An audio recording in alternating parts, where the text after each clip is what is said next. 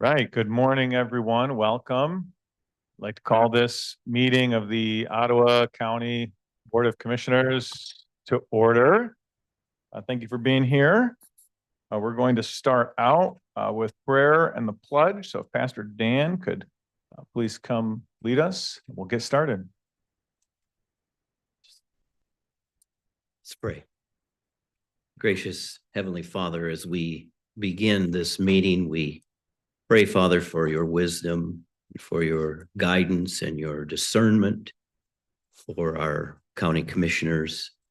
We thank you for their willingness to lead and make decisions for our citizens and our beautiful community here. Father, we just pray that you would just bless this entire meeting, and we ask it in the name of Jesus. Amen. Thank you. If you please rise for the pledge.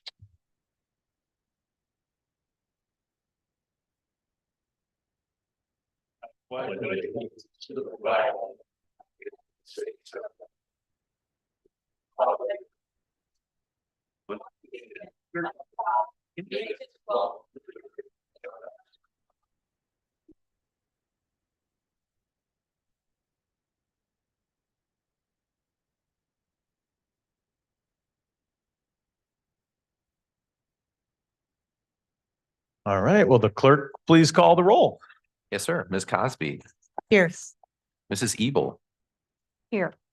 Mr. Zylstra. Here. Mr. Bonham. Here. Mr. Moss. Here. Mrs. Curran. Here. Mrs. Rohde. Here. Mr. Belknap.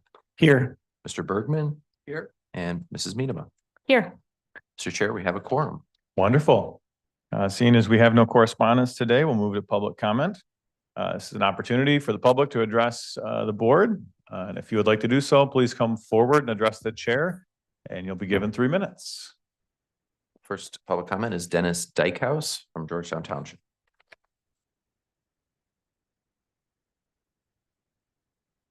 Good morning. I apologize because I won't be speaking to most of you. You don't listen anyways. Mr. Gibbs, it would be nice. Sir, if could you need face- to address the chair, please.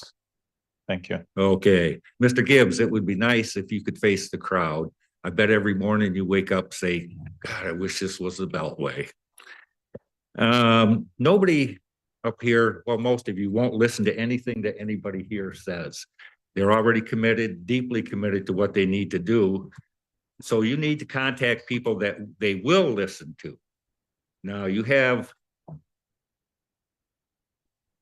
don't know if they can see that, Administrative Policy Board for this county.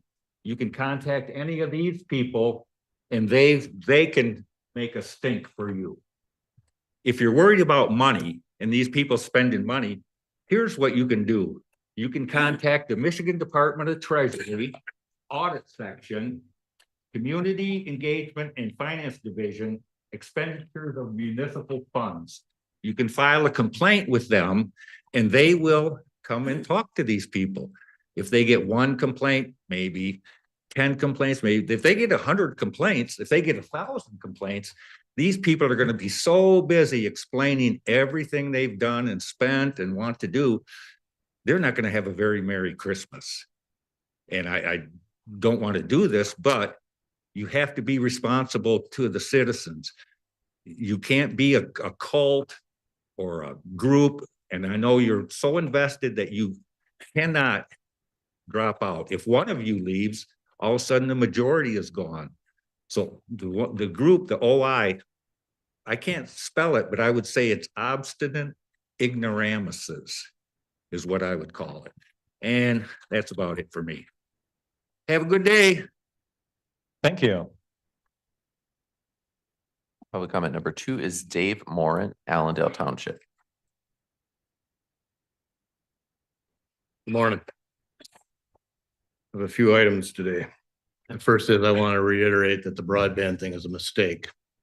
I don't believe you give millions and millions and millions of dollars to somebody that only contributes 10 or 20% to a venture to bring broadband to somebody. I don't believe that's a responsibility of the government. Closed session. I'm understanding you're planning on the closed session for 2 things. If this board hasn't learned anything, it ought to have learned by now that closed session is only closed session when it's convenient for all 11, not for all, just the ones that follow the law or don't follow the law. I challenge you as a citizen of this county, do not go into closed session. Let the truth be known. Voice your opinions in public.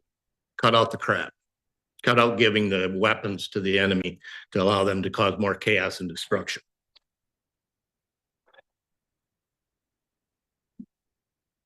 I recently spent time in Muskegon in a courtroom where a member of this or an employee of this community raised a concern about what the boogeyman's doing. What happened behind closed doors? Because I'm sure the boogeyman was on my side. Judge, I want you to go in and find out what happened so that I can find out what I can get, how much I can get, and where I can get it. And use the minutes from them closed session to determine that. First of all, I'd like to say, have you seen those minutes? As a board member, have you looked at all the minutes that were turned over? Because it's important.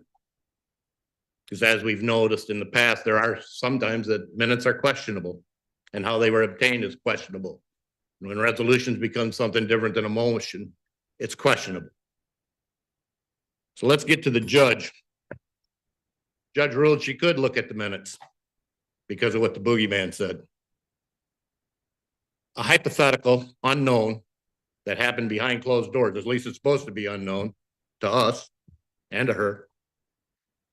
All you have to do in Ottawa County now is make an accusation and it's all available to you. That's what she did. She also decided what was done behind closed doors in closed session was more important than what was done in a motion. That's what got us into this position to begin with. That's where we're at, people. And my third and probably most concerning thing of the whole deal is this. These people living out of county, we elect our own judges. We didn't elect that judge in Muskegon County. Who are the people of Muskegon County to determine our outcome? What is wrong with our judges that they can't stand up and rule right and wrong? Yeah, I have a problem with it. It's time we do something about it. Thank you. Public comment number 3 is Rebecca Patrick, Allendale Township.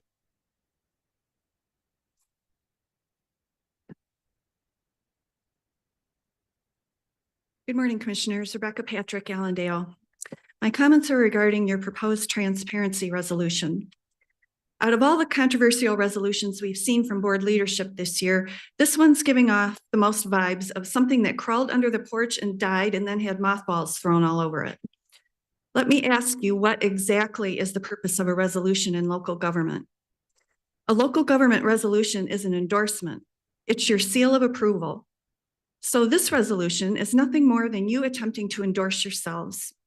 You might as well say that you are the smartest, most beautiful, most humble commission ever, and that your administrator, who is simply an extension of you, is as well.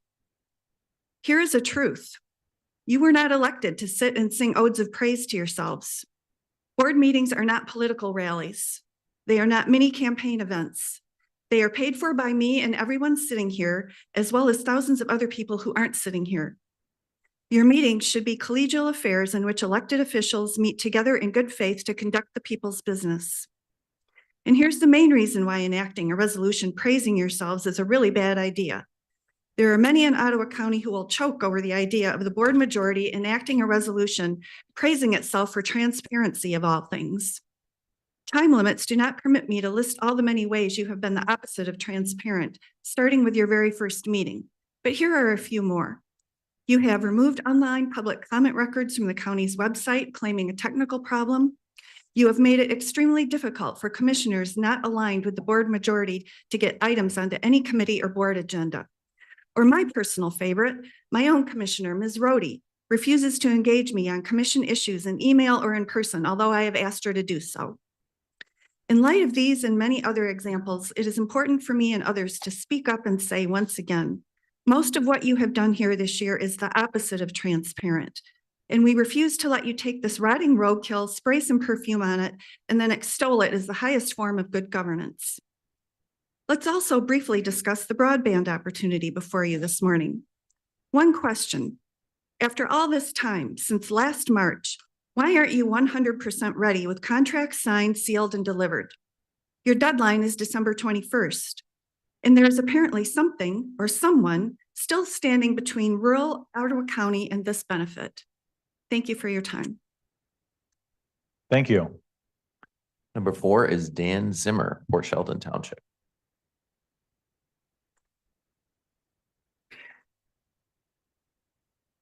Dan Zimmer, Port Sheldon Township, Chairman Moss. Hear ye, hear ye. Proclamation to the defamation of the transparency resolution. Whereas the current Ottawa County Board of Commissioners has placed a unique and special emphasis on the importance of running and hiding from the press. Whereas the current Ottawa County Board of Commissioners has made it a high priority goal to be the most litigated board in county history. Whereas the current Ottawa County Board of Commissioners made it a priority to adjust the minutes of a meeting to gain means to an end to promote termination efficiency. Whereas the current Ottawa County Board of Commissioners conducted a fact-finding termination hearing with all the festive trimmings of a kangaroo court. Whereas administration, in conjunction with the current Ottawa County Board, conducted a budget ultimatum that redlined the tachometer and created G-forces that displaced the health department out of its orbit with all the drama of Apollo 13. Whereas corporate counsel participates in unlawful redaction of FOIA requested information. And as Jack Jordan knows, I have the emails to back up my statements.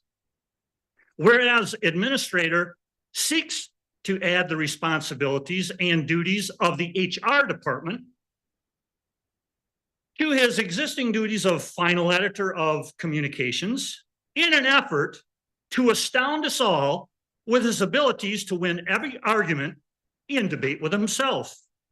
Therefore, be it resolved that the Ottawa County Board of Commissioners awake from your daydream and word-crafted self-adorning transcript and actually put your fairy tale resolution into practice. Therefore, be it resolved, hindsight is 20/20. And let it be known, the optics of your resolution has the visual acuity of 2200 and therefore meets the threshold of legally blind. Let it be further resolved that the Ottawa County Board of Commissioners may hoodwink some, but there are those among us that know transparency will require the public to double down on Freedom of Information Act request to achieve the transparency this board woefully impedes. Thank you. Number 5 is Barbara Lee Van Horsen, Grand Haven City. Barbara Lee Van Horsen, City of Grand Haven, and the Momentum Center. I'm here today with a public service announcement as we are in the middle of the holiday season. And while the holidays are meant to be a time of celebration, they often bring with them stress and depression. You can't escape all of the demands and the stress that they bring, but a few tools used proactively can help to minimize the stress and maximize the joy. So first, acknowledge your feelings. Despite calls for holiday cheer, allow yourself to grieve.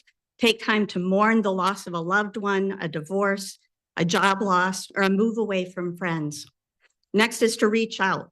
If you feel lonely or isolated, seek out community. Volunteering your time to help others is a good way to find joy and connection. Be realistic. Give up impossible goals of trying to make everything perfect and everyone happy. Set aside differences. Try to accept family members and friends as they are. Practice deep breathing and relaxation techniques when you feel the tension build, and recognize that the only person you can change is yourself. Plan ahead and stick to a budget. Set aside specific days for various activities. Give simple gifts from the heart without expecting anything in return. Take care of yourself. Eat healthy snacks, get enough sleep, and work in some exercise. Learn to say no. Make time for yourself. Just 15 minutes alone might be all you need to handle everything you need to do. And seek professional help. Despite your best efforts, you may find yourself feeling persistently sad or anxious, plagued by physical complaints, unable to sleep, irritable and hopeless, unable to face routine chores. If these feelings last for a while, talk to your doctor or a mental health professional. We can't avoid stressful events, but we can learn not to respond to them with even more stress. Learn to recognize your holiday triggers before they overwhelm you, and you'll be in a much better place to experience joy and peace this holiday season.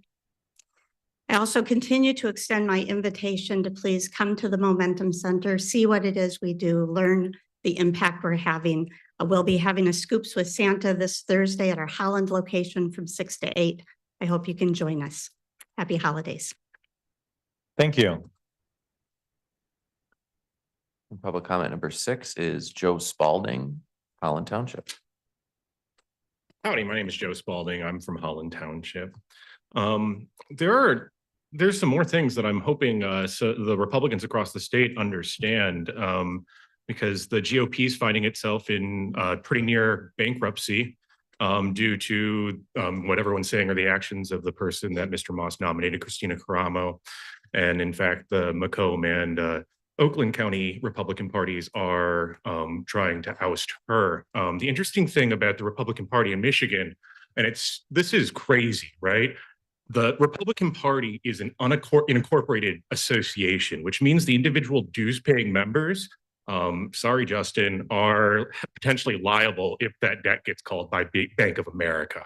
And that's like something that no one's ever anticipated happening before, but that's as big of a disaster as can possibly befell a political party in a state, and it's happening in Michigan. The thing that makes me really want to bring that up here is the fiasco with the interviews that happened last week. Mr. Moss demonstrated exactly why a community like Ottawa County needs to have an HR department making hiring decisions. And I know the state of Michigan says it's y'all's capability or right to appoint somebody when they resign because they're embarrassed by your actions of trying to throw $4 million in a furnace because Allison, Gretchen, and Sylvia wanted to pay a premium for a desired result. You know, he bailed. Speaking of bailing, that's something that I really hope that Lucy Ebel takes into consideration. There's no shame in quitting now. You are going to get absolutely just decimated in the election when it gets held. I think that when that happens, there's going to be a very clear referendum across the community on this board's actions. And, you know, I can't deliver it right now, but in the spirit of giving in this holiday season, I can't wait to be able to give you all the gift of freedom from being having to come to these meetings and sit behind that dais. Thank you. Those are all the registered public comments we have this morning. Great. Is there anyone else who would like to address the board? So please come forward and state your name and jurisdiction. You'll have 3 minutes. Arm wrestling for it. Karen Obitz, Spring Lake. I rise to address 3 items on the agenda today. The first being the appointments to the Housing Commission. Since Joe Moss announced his intent to take the Housing Commission in a new direction, the only direction I've noted is a lack of movement in any direction at all. Month after month, the scheduled Housing Commission meetings have been canceled, while month after month, we continue to hear about the critical need for affordable housing in our county. The second would be your transparency resolution, which frankly only evokes this classic response, methinks thou dost protest too much. However, speaking of transparency, the third item I'd like to address is the interview process for Commissioner Terpstra's replacement, specifically the list of 10 questions posed each candidate with no opportunity for commissioners to ask questions off script. That list of questions made for an exceedingly shallow process that failed miserably to hide its real intent, which was to vet the depth of commitment to an ideological stance. At the end of that interview, you allowed each candidate to make an open-ended comment. I'll take the liberty of making mine. Please make responsible decisions. Stop wasting time on resolutions that only serve your agenda and your egos, or perhaps in this case, salve your collective conscience. Remember that real people with real needs live here in Ottawa County and that it's your duty and privilege to serve them. Please get to work. Thank you. Thank you. Is there anyone else who would like to address the board? I would like to address the board. Welcome. Thank you, Mr. Moss and board. I'm Dan Scripsma. I'm from District 6. I played a minor role in the interviews for the new candidate of District 6. However, that was not my first chance to be in an interview process. I've been in numerous interview processes to hire people that could come and work with me. In those processes, there were multiple people. 11 is not a multiple group. I do not understand why we could not have formed a committee and interviewed those 11 people and then have all 11 come before us and then go from there. That didn't seem to happen. It seemed like maybe there were a few people that picked who they wanted to talk to, or maybe there was one person, could be, I don't know, but it sure seemed fishy to me. Then in the actual interview process, you have to give other people that are on the committee, you people, commissioners, to ask questions. That did not happen. Thank you, Karen. In fact, in the actual process where you people did interview the 5, some of the commissioners didn't even show up. What does that tell you? It tells me they were shut out of the process. Therefore, I think we should change something here. We have, our sign is what? Where freedom rings. I think we should change it to where autocracy rules. And Joe, I was surprised to get a telephone call from you before the whole process. I really was. I didn't think I ranked a telephone call. And in there, we had a nice conversation. But the conversation turned when you kind of asked me, where do I stand? I told you I'm an independent Christian Democrat is what I am. I believe in the teachings of Jesus Christ. And I think that we have to help everybody. There's a song about that. And I noticed something. As soon as I said independent, perhaps a Christian Democrat, the tone changed in the phone conversation, and it ended very quickly after that. I walked into another room. My wife said, "Who's that?" And I said, "That was Joe Moss." She says, "What did you tell him?" I said, "I told him the truth." She says, "You're in trouble."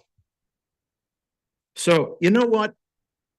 I think maybe if we don't want to change it to where autocracy lives, maybe we should change our slogan to where theocracy reigns. But you know what, Joe? I'm not part of your flock. You are not my shepherd. I have a different shepherd that I follow. And you know what? I think there's a shearing coming. Thank you. Would anyone else like to address the board? Feel free to come forward and state your name and jurisdiction for the record. Todd Holmquist, Ottawa County. Been here since '79. And this is my first meeting. Usually I watch Zoom or whatever, but I hear all this. I see it on the news. I see it everywhere. Now I'm hearing the people talk about it. So when you hear all these complaints, what do you guys do with it? Do you do your closed session and talk about these problems that are going on? Or I'm just curious of what goes on after you hear all these complaints coming to you.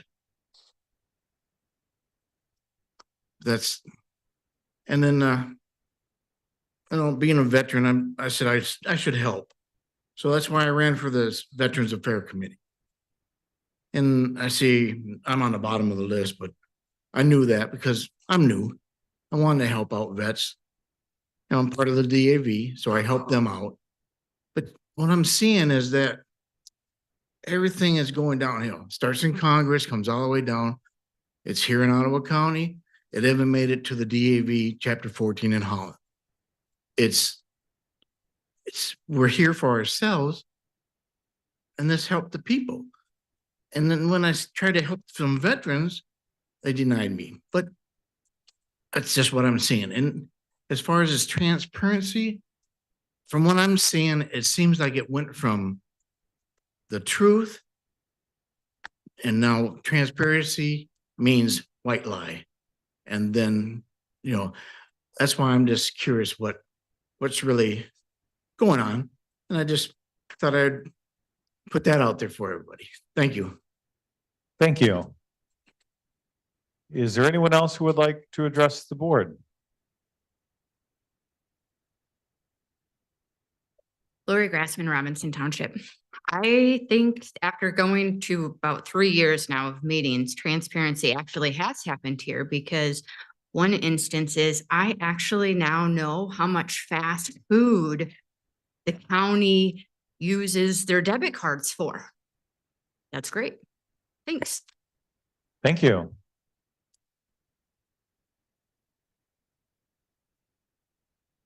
Adria Hill, Holland Township. I'm glad to see that you are finally addressing the topic of transparency as promised by the Ottawa Impact members during their campaign. But this resolution falls short of what they promised, as the only true direction given is to create a public dashboard related to budgeting. This simply isn't enough. There are 2 areas that I think should be added to the resolution in order for this board to be, quote, the most transparent board in county history. The first would make online public comments, public, without needing to submit a FOIA request, as you directed the administration and corporate counsel to do on February 16th. Perhaps it could say, let it be further resolved that the Ottawa Board of Commissioners officially find administration and corporate counsel to be insubordinate.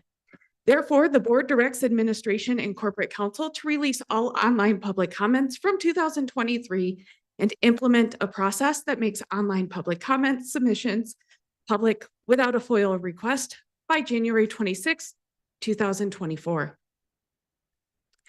The second area I would like addressed is related to FOIA request processing. Prior to this year, the former management and attorneys directed employees to fulfill FOIA requests in as little time and cost as possible. However, since you have appointed Gibbs and Coleman to these positions, the time and cost to get FOIA requests fulfilled has significantly increased.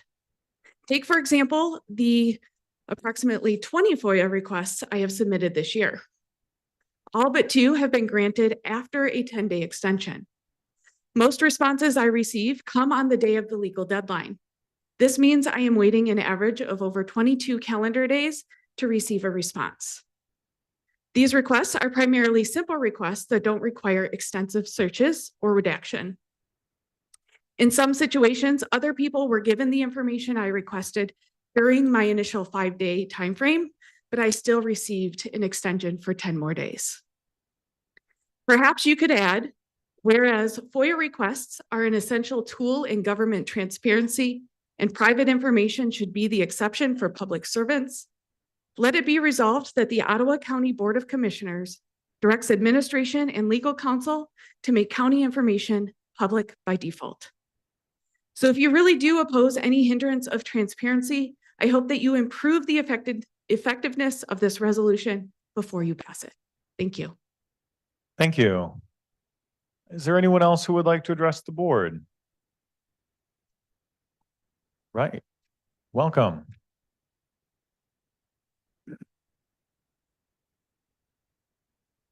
Harvey Nickel from Georgetown Township. I want to thank you for making decisions in support of the families and for our freedoms in this county. I've looked over was at some of the meetings before with Ms. Hambly's hearing, and this is a lot of chaos for the last few years, last year, 10 months. And I look back and I think I now know what was said at that meeting on August 30 with Dana Nessel, some of the former commissioners, some Democrats and some Republicans, so-called Republicans.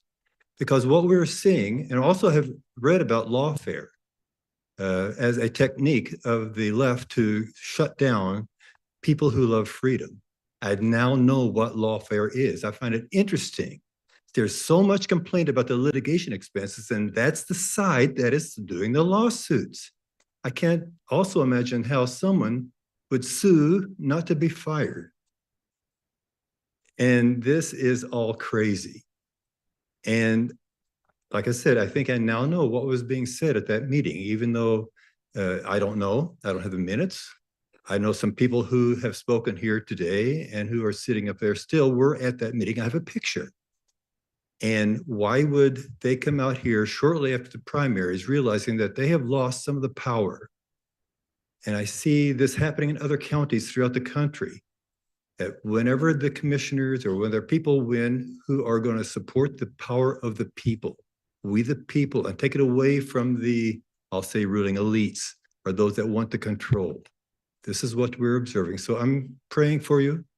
I just want to encourage you. There are a lot more people who support you than come here and talk against you. God bless you and keep up the good work. Thank you. Is there anyone else who would like to address the board?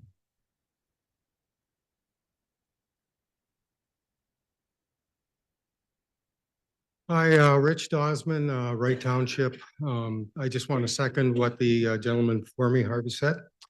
And just an FYI, I travel in a lot of different circles, and it seems like I can't travel in any of the circles without someone asking me, what's this about this $4 million that the Ottawa County Commission agreed to pay? And I have to keep, informing them that they are being misinformed by the press. And just so that you know, more and more people are realizing that they are being misinformed. And I gotta believe it's intentional. It can't be just sloppy work on the part of the press. They are professionals supposedly, and they know what they're doing. And as I talk to these people, they find it hard to believe that the press isn't being accurate. But with what's come out recently with your press release and all that stuff, and the fact that this hasn't gone through, they're starting to realize they can't trust the press. And I'm starting to see people actually stop their subscription to the press because of this. I know 2 people who just this week said, I can't deal with this misinformation anymore. So I want you to know that the word is getting out that you are not being truly represented in the press, and people are starting to realize that. And there is a lot more support for you than against you. So thank you. Thank you. Is there anyone else who would like to address the board? Okay, seeing none, I'll look for a motion to approve today's agenda. So moved. Second. Mr. Chairman.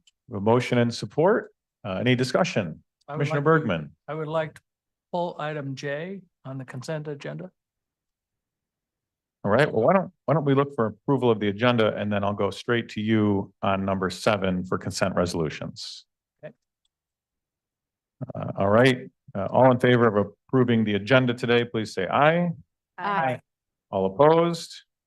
That motion carried. So for consent resolutions, let's go to Commissioner Bergman. Could you please repeat that? Pull item J, please, J. on the consent agenda. All right, anything else? That's it. Okay, anyone else? We have a rather long agenda. Item J is going to become, let's call that 8D. All right, and with that, I would look for a motion to approve the consent resolutions. So moved. Second. Okay, we have a motion and support. All in favor of, I think we need a roll call Oh. because of the. yes, let's go for a roll call vote. Thank you, Mr. Clerk. Fine. Piece under consent. Mr. Belknap, Yes. Mrs. Curran, Yes. Ms. Cosby, Yes. Mr. Bonema, Yes. Mrs. Rhodey, Yes. Mr. Zylstra, Yes. Mrs. Medema, Yes. Mrs. Ebel, Yes. Mr. Bergman, Yes. and Mr. Moss. Yes. Motion passes. All right.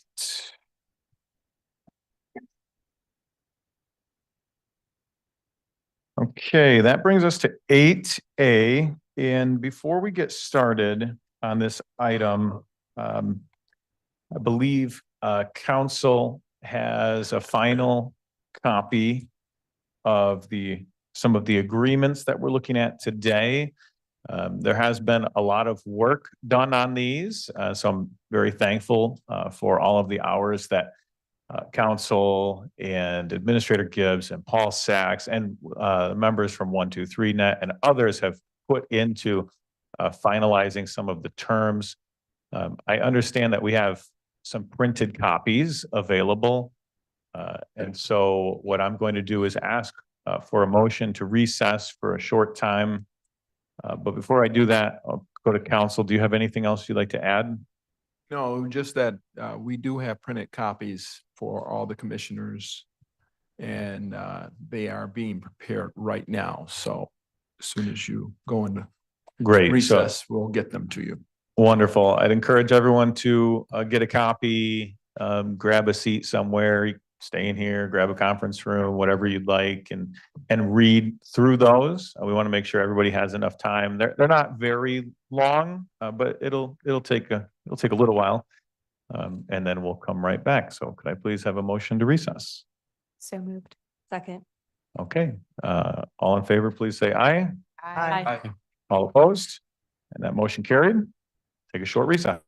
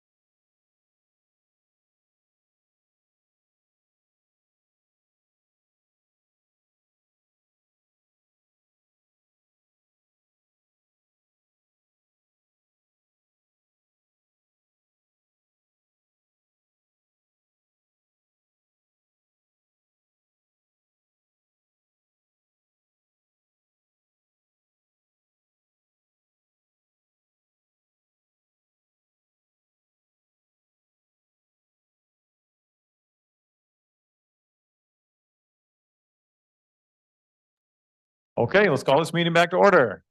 Thank you, everyone, for allowing this short recess. We have a board that really likes to read everything and really work to try to steward the resources that are provided to the county by the people, by the taxpayers, the very, very best we can. And so thankful for all the work that have gone into what really is, a pretty significant opportunity and large documents for the county. We have next up on our agenda, broadband wired infrastructure expansion partnership. And I am going to make the motion to authorize the board chair and clerk register to sign the broadband wired infrastructure expansion partnership agreement and letter of intent between Ottawa County and 123Net Incorporated, and authorize the appropriation for the contract from the board initiatives fund. So moved. Second. I heard a new motion, correct? So yep, so I made the motion Read it one more time. to authorize the board chair and clerk register to sign the broadband wired infrastructure expansion partnership agreement and letter of intent between Ottawa County and 123Net Incorporated, and to authorize the appropriation for the contract from the board initiatives fund. So that is the motion, and I believe there was a second, but could someone confirm? Second. Thank you. Okay. Adds a little bit of clarity to the motion.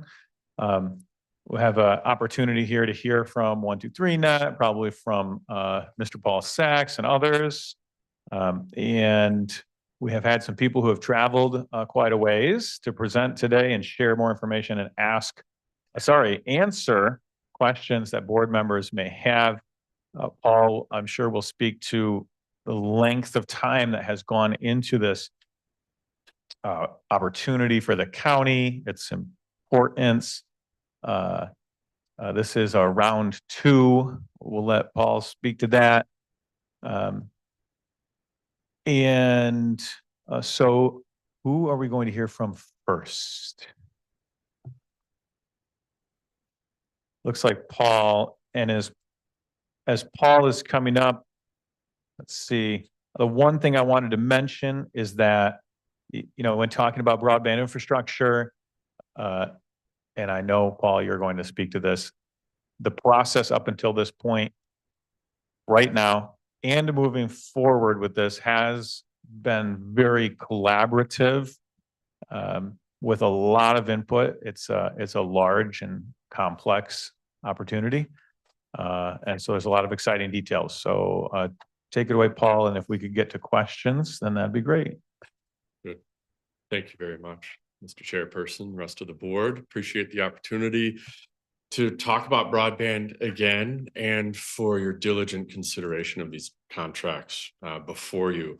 As Joe indicated, this has been a project that's been ongoing a long time. And when I presented on this last week, I tried to convey that this has definitely been a challenge, and it's to solve. It is complex and it requires partners and collaboration, and the need for broadband, it really elevated in importance at the start of the pandemic. We knew it was a challenge, but boy, did it really get highlighted during those challenging times. And that is where, for lack of a better expression, really put the pedal down on this one to accelerate how we figure out viable solutions to address the issues. And it does require a good partnerships and collaboration with the private sector in particular. When we're dealing with a countywide issue of infrastructure needs, there has to be a public-private partnership to make that work viably, and to ensure that our voices and the voices of our residents are heard, that are expressing the need for broadband and how do we address that forward in a collaborative nature. Then we had the timing also worked out fairly well. When we started this project, trying to identify ways to deal with broadband, grant funding was not available the way it is now, especially with that eligibility criteria that is pushing partnerships to really make these improvements and to address the gaps. When Robin funding became available, that was fairly quick that came about as a viable opportunity for us. We've been working on this very diligently to get to a point to activate. Robin grant award through the state of Michigan was announced, and we had the opportunity to jump on that quickly in March of this year, that you may recall. That was a tremendous step forward for us on starting to strengthen the conversations with 123net and strengthen the conversations with Tilson Infrastructures. That grant opportunity became available. Then we found out that round one funding, but we did not know that Robin would be split into 2 rounds of funding. We received word that we did not get the Robin funding for that grant. So then we're regrouping conversations with 123net on how do we pursue other grant funding that's becoming available sometime next year. So we started working on another letter of intent that, because the past one that you approved spoke to Robin. They were like, okay, well, Robin, we didn't get, so let's start working on a letter of intent for BEAD and navigating that down the channel. Then we were notified fairly recently, honestly, that there's a round 2 of funding through Robin, and Ottawa County is at the top of the list, and 123net was notified. Then we start having those conversations. Okay, how do we activate this? What does this look like? Is this another LOI? Is this a contract? What are the details? Then we get into conversations over the last several weeks on, how's the funding streams work and the partnership agreement. So it has required a lot of conversations, a lot of meetings, discussions, working with counsel extensively back and forth. I appreciate the patience of 123net and their partners and their counsel, along with Tilson and their counsels going through this information. The draft contracts were shared in last week's board meeting packet, and they have been refined since then to the point we are today with the letter of intent. And I'll just close and say thank you again for everyone that's been involved in this project over many, many years, and where we're at today. These are important discussions. I appreciate them. I appreciate the questions. And I know our partners here today are willing to answer other questions that you have. Thank you. Thank you, Paul. Would anybody like to start off with questions? I have many, but I think they'll be answered by other questions asked by other board members. Commissioner Miedema, do you want to start? Yeah, this might be questions for Paul, or maybe 1, 2, 3. I don't have any order of importance. I'm just going to kind of flip through the questions that I made notes of in the 1, 2, 3 packet. So I'm going to start with just a pretty simple one. It was on page 3. Under employees on number 8, it says 123net and all 123net employees while on the county premises shall carry proper identification. I guess I would request, and maybe it's already common practice with 123net, that it would be something that they're wearing that's recognizable.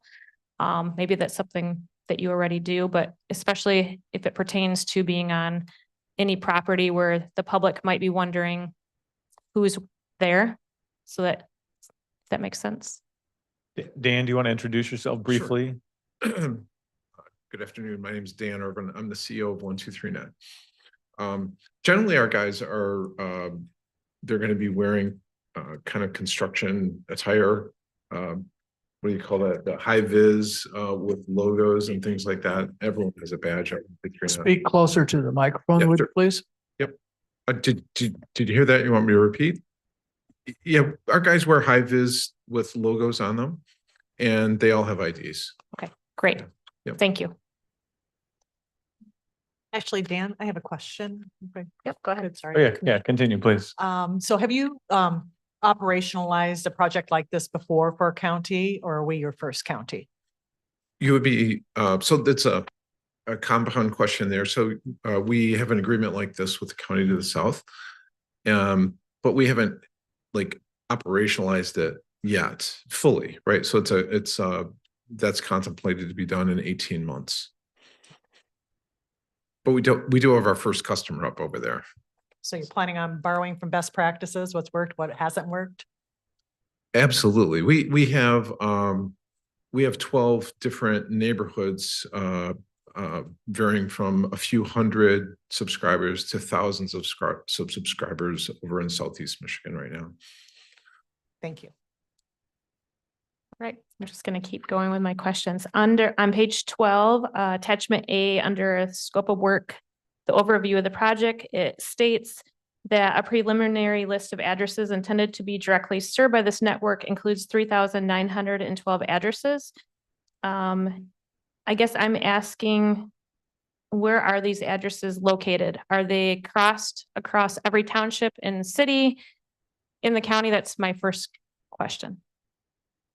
Yeah, Dan Irvin, his son. I actually reside here in Holland, but I can answer that. So that is a list of addresses that was given to us by My High recently. That is all across the county. Yeah, if you guys remember the routes we gave you back in March of our proposed network, it's along those routes. You'll notice that number is slightly different from the original LOI, which had around 4,000 plus. That's been trimmed down already a little bit by My High office, which is the state level.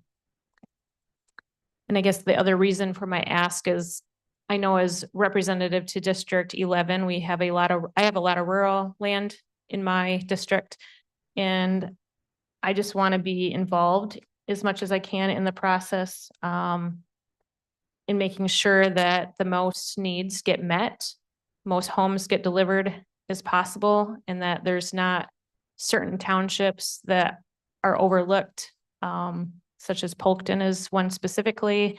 The most recent map that I had looked at, I guess I had concerns with wanting to make sure that they are being addressed. Yeah, for sure. So our address list that we originally submitted with our application, we cannot add to that address list at this time. The state has the ability to remove that through the challenge period, which is what we're in right now for round 2. And what that is other ISPs, other internet providers that already serve those addresses can come to the state and say, hey, I already served that address. They should not be receiving state funding for that address. And so that's what would remove it from our scope. So this time we can't necessarily add to it, but if we're able to serve those addresses that are in scope for us, we want to serve as many as we can, because every address correlates to additional funds that we're able to utilize to serve more people. Are there residents that sometimes are left in limbo state where they technically haven't, you mentioned ISP, but potentially the provider is not going to actually do any further work? And then does that put them in a predicament where they're stuck with not getting to have the proper needs addressed? Yeah, I think I understand your question there. I believe what you're asking is, are there situations where, another provider may say that they're providing service to an address and they're not actually providing that service? Those definitely do happen. It's a matter of identifying those situations and making that known. There's a federal map that is utilized and a federal database that is utilized for all these programs. And that's the most important database that's out there is, and I would encourage any constituent or any resident across the entire US to pull up their address on that FCC broadband map is what it's called, and validate that the information there is accurate to what you are seeing. If it is not, you can personally challenge it and they will validate, they may interact with you, validate that, and then that address becomes eligible for funding after it's been validated and vetted out that, hey, Comcast said they were serving me or another entity said they were serving me, but actually it was an error, a clerical error, whatever it may be on their part. Does that fall on the individual, or can the county, maybe this is a Paul Sachs question, can the county help in that manner? It needs to be reported. I believe that other people can report it. It does not necessarily need to be the actual resident itself, but someone needs to report it to that entity. So I don't know if Paul wants to touch on that. I can add to that a little bit. Dan is correct. Individuals can report that, and we have promoted that to residents a little bit, not as pronounced as we could, the opportunity for them to individually challenge. But what we have been doing is participating with Merit Network has a broadband data challenge work group. And that we have been seeing how do we do more of a larger scale and working through the My High office challenges on a bulk level, if you will, to go and contest the maps to make sure that that it's getting as refined as possible. It is an ongoing process that we know the FCC is committed to continuous refinements, and they keep releasing new maps that kind of speak to some of the comments that Dan has made about some of the numbers are adjusting. But that is an ongoing push that we've been diligently working through to get better data, as we spoke about previously. So residents that are currently in this predicament, what's the likelihood of them getting services within the next few years? So in that specific predicament, you're saying where, they may not be providing service from an entity that said that they're providing them. Is that what you're referring to? Okay. So our network that we're building out, we plan to service every address that we pass by. So regardless of who the competition is there, if we're going past their address, we want to serve every entity that we pass by. So in that case, once we build the network, they'd be able to sign up with service regardless of if there's another existing competitor in there or not. Beyond that, I think that, specifically up in your area of the woods there, I think that's a great opportunity for some of the wireless towers and that type of conversation of, getting those deployed so that they can have a stopgap, so to speak. Because I believe the My High office does not consider wireless internet in that capacity, like a Verizon and AT&T wireless internet fully serviced. They need that landline going into there. Thank you. Could I add one thing?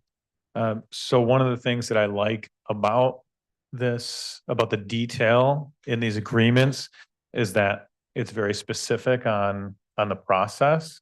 And it talks about how, there is going to be high level design done, but then there's also going to be detailed level design. And that is going to have to be and it's in the contract, it's very collaborative between 1, 2, 3, the county, and however, if you will, the county, pulls people in to help. So what I would foresee in the coming year, if this were to move forward, is putting together a committee on the board to at least address things or build input into FCC challenges. Maybe there's some outreach that should be done in addition to other things, sending a postcard to people, that kind of thing. There is design review that needs to be done.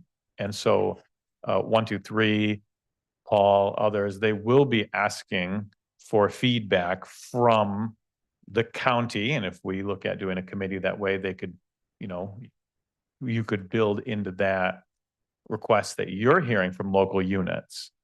And so really pulling people in to be collaborative in that process as much as we can early on, I think will be a great help. Is that correct? Absolutely. Yeah. Thank you. Another question relates to the statement you're making right now. So in Southeast Michigan, where you have already installed broadband or in the process of doing so, have you run into these gaps in service? And if yes, how have you addressed them? Well, over there, it's a little bit different. The projects there were in neighborhoods that had service, but it was kind of substandard. So we would do market analysis and whatnot and find places where they had their service provider wasn't up to snuff. And then we would blanket that neighborhood. It's a little bit different picture here in that these many of these addresses are underserved or not served at all. So we might be the first connection that someone would have. Over there, we call it overbuilding, and then we're competing against, whoever the players are there. Thank you. I like the incentivized payment process. that we have in place here. Question for you. How will you prioritize who is receiving broadband first? You know, what areas will be designated? I remember you talking about the map, and I do now recall that.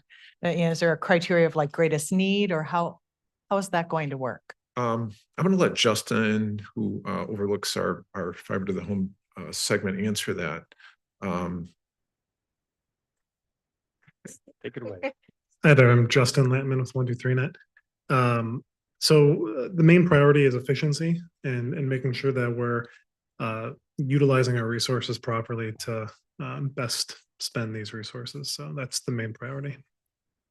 Can you give me a little more detail as far as what efficiency actually entails? Yeah, typically that's going to entail where we may already have existing network, right? And kind of starting from that standpoint, as opposed to building where we have to build, say, 20 miles just to get to an area. We would build right where we already have some infrastructure and expand from there. And what do you think the duration, what duration of time are we looking at as far as installation is concerned?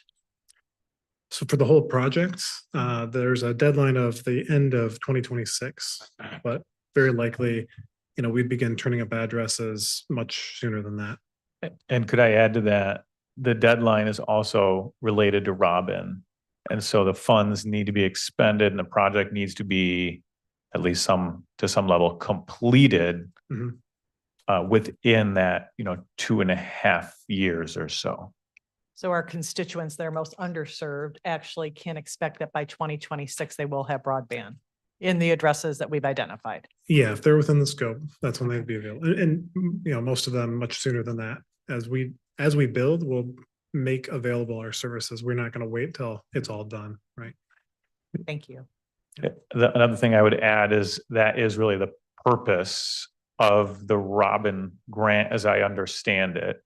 And it's, also tied in with even the reason we even have this opportunity is because of, the state's involvement. They're looking to incentivize expanded internet access and broadband access, especially to underserved, areas. But the other thing is, we do have federal monies that were specifically allocated towards things like infrastructure. And so that is where the county funds would be coming from. We could either look at, putting money into social projects or, giving $10 million to a housing, revolving loan fund, or we can look at opportunities like this that build permanent infrastructure in the ground. So in comparison, I prefer this type of opportunity more. Right, thank you. Commissioner Miedema, continue. Right. So I have one more at the moment. Under your project requirements on page 12, it just states that 123net will make its network available at a reasonable cost in accordance with then current market rates. I guess I'm wondering what your current market rates currently are, and do you have a projection of maybe what the starting rates will be once you start the work? Yeah, so our current rates are $59 for a 250 meg connection, $99 for a 1 gig, and then $159 for a 6 gig connection. We don't expect those to change through the course of this project. Okay, thank you. Kind of a general question. Throughout some of the design, build, and design review, if we bring local units to the table for feedback, is there in general the opportunity? Let's say the final address list and maps don't quite get to a certain area. Is there an opportunity to discuss with you during the design process, additional collaboration with a local unit or something like that? Absolutely. Perhaps not within the scope of the Robin grant itself, but we're very open to, collaborating on other projects separate from that. In addition to that, there's still the BEAD grant opportunity next year that there could be some addresses in Ottawa for that as well. If there's leftover eligible addresses, particularly after the, successful challenges, they may become available. I'm not sure of the timeline or if the state's going to make those available, but hopefully. Is there any other open access type broadband in our area that you know of? Open access, not that I'm aware of. So it seems like that would at least be an opportunity for increased competition, increased capacity, things like that. And especially then the final result would be areas that just simply probably will not be served for a while in the current scenario. Like AT&T is not going there. That kind of does that sound right? I'm sorry, in which areas? Underserved areas. Yeah, I mean, without, there's this grant funding sort of allows for these areas that have traditionally not been served to be served. And that's why there's grants available for them. Yeah. Commissioner Rhodey? Yes, I have a question about connecting to your services. So I'm wondering what the cost would be to residents to hook up to your services. And can you give us any scenarios of, what an expense would be or any variation on that? Yeah, great question. There's no cost to sign up. There's no installation fee, with the exception of the distance from the road, essentially to the house. There's a limitation of, can't remember the footage, 300 feet. So if the drop is beyond 300 feet, there's an additional cost to that. But if your home is kind of right on the street and it's within that 300 feet, then there's no charge. Let's say that your house was 500 feet from the road. What kind of an expense would they be looking at? Yeah, it's $3 per foot after that initial 300. Thank you. I think it's 10,000 per foot with some providers. Anybody else? Commissioners Bergman, Zalster, any questions? Why are we on the? Yeah, yep. I know the motion encompasses both. I'm trying to make sure that we're. Yeah, feel free. Finishing with the partnership agreement first. Yeah, no, if you have questions, continue, please. Totally open. Yeah, okay, then I just have questions on the letter of intent. If we're done with the partnership agreement. Bullet point 6, parties agree and acknowledge that the infrastructure fee payments may be used for the benefit of infrastructure projects and any other purpose as determined by the county. Do we have a good read on what that last part may mean? That it's not restricted, that the county can determine the usage? So the funds from the infrastructure fee will go where? Is that going to the board? Well, it's definitely not stated specifically in here, although the letter of intent is, the guideline for how to move forward. So I would expect we would likely have input from finance, from fiscal. Right, I mean, I understand and this, admin. this is, between us and them, but there's still this last sentence that kind of leaves it pretty wide open as to where the infrastructure fee payments would go, right? I mean, would it go to the tower fund? Would it go to the general fund? So if nothing else, it'd go to the general fund unless otherwise allocated, appropriated by the board. So we haven't had that discussion yet. No. Okay. And I wouldn't expect it would come up, for a little while. I'd assume it would go to the general fund unless there's some real specific reason that it needs to go somewhere else. We'd probably look at need and go from there. Okay. So in the past, when we have our towers, and those dollars from the rental of the towers have been used for various projects having to do with usually our technology and those kinds of things. So I would expect that Mr. Gibbs would take a look at where these dollars could be best used in terms of the future. So I would hope that would be the case. Absolutely. We will be doing that. Probably won't happen for quite a while too. I mean, we're talking Yeah, we're not talking. probably years. But we're not talking tomorrow. Right, yeah. Yeah, great questions. Anything additional? Commissioner Curran, anything? Nope. Thank you. Commissioner Rhodey? I just have one more question, kind of related to the whole connection thing. Just curious, are there any townships where or areas where you might perhaps be going through but not doing connections? For instance, are there addresses there that aren't going to be part of the address list, but you're going through, and then if that happens at all, just wondering what we can do to actually service some of the people there. Yeah, so if we're bringing fiber down your street to get to a eligible address and we pass your home, we're going to make your address eligible as well. Right? There's nothing that says we can't also serve those addresses, and we plan to do so. Okay, thank you. Great. Just one more question. As I was looking through. So it's in the infrastructure expansion partnership agreement.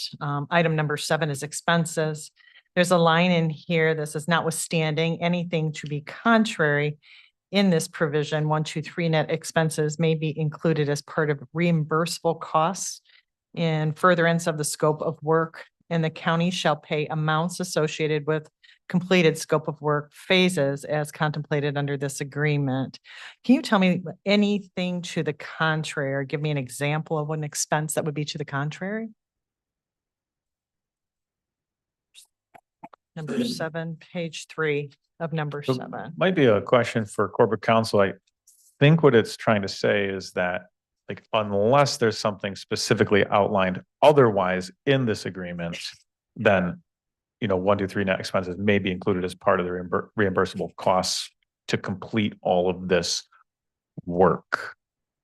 So the expenses required for the whole scope of work, unless specifically excluded, are all qualified. Does that sound accurate, And so, Mr. yeah, Jordan? I think you've captured it, Commissioner Moss. So expenses, how will those additional expenses be funded, I guess? It's all from within just this agreement. Just Yeah. within the agreement. Thank you. And I believe the total was 7.495. 5 million. So it's within that cost. Yep. That's what I want to know. Thank you. That's all. Thanks. So no extra bills, right? That's what I want. Commissioner Ebel?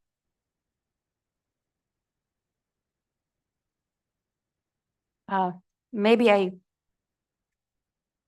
couldn't find it, or maybe it's here somewhere. Is there anywhere written here when, and maybe you've already discussed this, but giving us updates, reports, or is there anything written here that says, we will report back to the board, or every so often? Where would I find that? There is actually, it is on page, well, I'm not exactly sure what page it is, but essentially, because this is designed as a partnership agreement, and if you have the exact page, we can go to it, but it's that there will be direct collaboration, and the county will be able to request data if needed and work, through administration really with 1, 2, 3 net. And if we do a committee, then we could make those requests directly, but I can't remember what page it's on. I would imagine Paul would probably be keeping on top of this as well. Right. The payment milestones also sort of dictate that we report how many passings we've completed and that sort of thing. But we're very open to sharing data and working with you guys. Yeah, page 8. Yep. Commissioner Brody? Yeah, I do have one question, and so I don't know if it's for our legal or who, but kind of similar to Gretchen's. So on page 2, the second full paragraph, Letter of intent. it's of the of the broadband agreement. It says, the county agrees to budget 5% of its maximum cost of $7,495,000, which is $374,750 for use in such circumstances. In the beginning of the paragraph, it says, in the event unforeseeable cost increases occur or grant revenues are not realized outside the control of 123net, the parties shall review both the scope of work and the funding model to consider changes mutually acceptable to the parties to complete the maximum amount of work practicable. So I guess my question is just, at what point do we need to look at budgeting that amount? Would that be only if that came up and we were in that circumstance? Or is it something we need to look at, for instance, next budget year of setting that aside just in case it's needed? I'm just wondering, like, when that would come into play, if it comes into play. I think what we're looking at is the county will actually agree to set aside a small amount of this funding just in case. And that it's, I probably, at least according to this, calculated to be kind of a low probability that it would happen. But Yeah. just in case something does, there's, a little bit of a little wiggle room there. Okay. But within the funding. Oh, it's within the funding. It's not on top of it. That's my understanding. Okay. Yes. So wouldn't that not be like a contingency fund? Like a contingency Within fund. within the Correct. total. Yeah. Yeah. Okay. Yeah. It's just kind of putting in writing, it looks like that it's a possibility, especially with inflation and other things. So, Commissioner Moss, yes. I think there may be a little bit of confusion, but if you look on page 1, under payment, the total not to exceed amount of $7,495,000. That same amount is also on page 2. Right. And so the $374,000 is from that That total amount. amount. Right. Within Going to the funding. exceed Okay. that amount. Okay. Yep. All right. Thank you. Yeah. Good question. Any, Commissioner Belknap? I just had a couple things. I would be remiss not to mention our partners in transportation at the Ottawa County Road Commission and MDOT.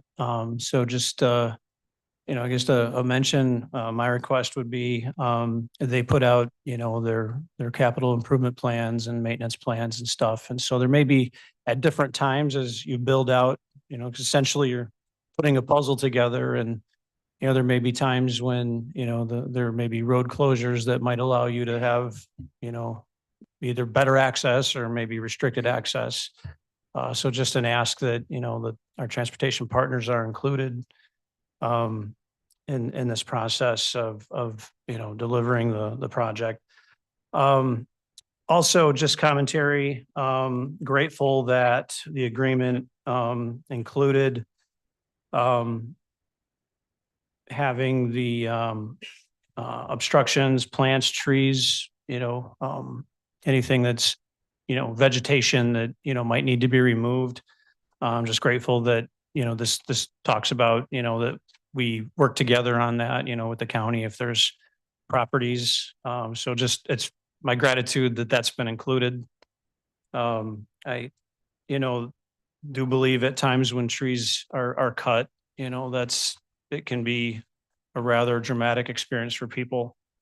I consider myself a tree hugger and, want to keep as many trees as we can, but also at the same time recognize, sometimes trees are, difficult to work around with technology and infrastructure. And then just lastly, I know it's been talked about, but just as the, for all of us in here, keeping in mind county's primary objective in this endeavor is to facilitate the provision of broadband services to its constituents. So that is really the greatest goal, what we're working together on. And again, gratitude that that's included in this process. just wanted to offer, in gratitude for Paul. He's been, great in communicating and working.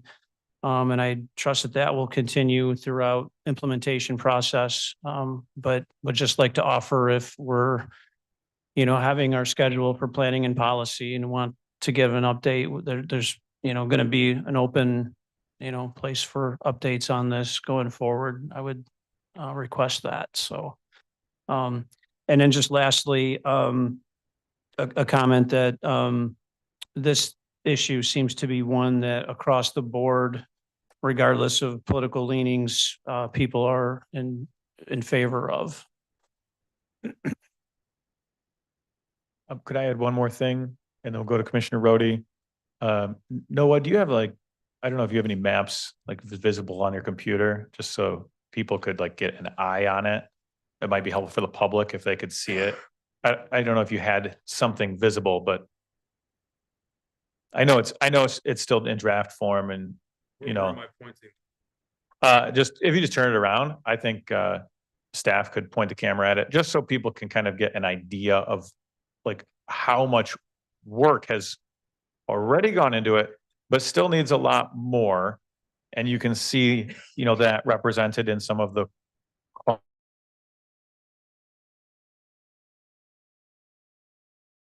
first two kind of phases or milestones in the project. I mean, okay, good. So to build that out, perfect. To build that out is highly complex. It does take high level design, and then it does take very detailed design going forward. I mean, to build internet infrastructure. So, and that is also demonstrated in some of the cost outlays here. Thanks, Noah. And the other thing I'd say is that there is probably, you can speak into this if you'd like, but there's probably extensive permitting working with local units throughout this process. So this isn't, one and done. This isn't something that's super quick. This is designed to be a collaborative partnership, and it's going to take, work and working for the people and for the taxpayers and trying to produce the greatest benefit. And that's our perspective. Anyway, Commissioner Rhodey. Yes, I just wanted to say that, we believe it's very important that we are good stewards of the people's money. And so I appreciate all of the really hard, diligent work that went into this. This is a significant investment in services for our people, but, it's also a significant cost. And we appreciate your investment as well and your efforts, and appreciate corporate counsel and our administrators' work on this. I greatly appreciate that we were able to work through an agreement on the infrastructure fees, because it's so important that we are good stewards of our people's money. That was very important to us. So I'm thankful that we were able to come to an agreement on that. Any other questions? Anything additional? Well, before we continue, anything else from you guys? Thank you for coming. Thank you for answering all these questions. Greatly appreciate it. I guess I would encourage local units, townships, cities, if they're interested in engaging, perhaps speak with your commissioner. Okay, thank you. Thank you, gentlemen. Thank you. So we have a motion on the table. I'm going to restate it. And if there's no further discussion, we'll go to a vote and continue through our agenda. That motion was to authorize the board chair and clerk register to sign the broadband wired infrastructure expansion partnership agreement and letter of intent between Ottawa County and 123Net Incorporated, and to authorize the appropriation for the contract from the board initiatives fund. And with that, let's go to a roll call. Yes, sir. Ms. Cosby. Yes. Mr. Bergman. Yes. Mr. Zylstra. Yes. Mr. Bonema. I'm sorry. Mrs. Medema. Yes. Mrs. Curran. Yes. Mrs. Ebel. Yes. Mr. Belknap. Yes. Mrs. Rhodey. Yes. And Mr. Moss. Yes. And the motion passes. Thank you. Looking next, we're on B, the Tower Development and Services Agreement. Could I get, the suggested motion is to authorize the board chair and clerk register to sign the Tower Development Services Agreement and Land Marketing and Lease Option Agreement with Tilson. Could I get a motion, please? So move. Oh, second. Did someone motion? Yes. Thank you. Bergman moved, I second. Okay, we have a motion and a second. This is highly related. There's been a little bit of mention of this already. Does anyone have anything else in addition? Commissioner Rhodey. Yes. So, when I considered this, this agreement, the one thing that stands out to me, as a concern is just the safety concerns that a tower can present. And so, I noted on page 6, it says, the county will designate a person or persons, which is the approval entity, which is authorized to approve or reject proposed developments under this agreement. The county shall have the right to change this designation by providing written notice to Tilson. And then I think earlier, let's see if I can find it real quick. It does talk about under C on page 5. I'll just read that a second. The county shall give me a second. The county has a right to withhold its approval to the development plan if it reasonably believes it is possible that the construction and or operation proposed by Tilson thereunder would violate the provisions of this agreement, create a hazard, or would be detrimental to the health, safety, the public welfare, or violate applicable law. And so it was given, it's given then that approval entity, oversight over that. So I guess I would just note that concern that I hope that we're careful about where we're placing the towers, and that it looks like within 30 days, we need to determine who the approval entity is going to be within the county. And so I would just ask that we keep those safety concerns in mind with the tower placement, and that person that we choose to oversee it. Personally, I'd love to see the administrator involved as one of those persons, and that we just keep that safety oversight in place. We're careful about, placement by schools, that kind of thing. Thank you. Anything, Commissioner Miedema? I just want to concur with Commissioner Rhodey. I appreciate what you shared there. I have the same thoughts and just want to state that. Yep, I agree as well, and look forward to robust feedback from administration and facilities and people throughout the process. Commissioner Zylstra. Yeah, for sure. Sorry, from the page number. Let's say the page number. 1, 2, 3, 4. 3A on rent, anchor tenant rent, 400 for the first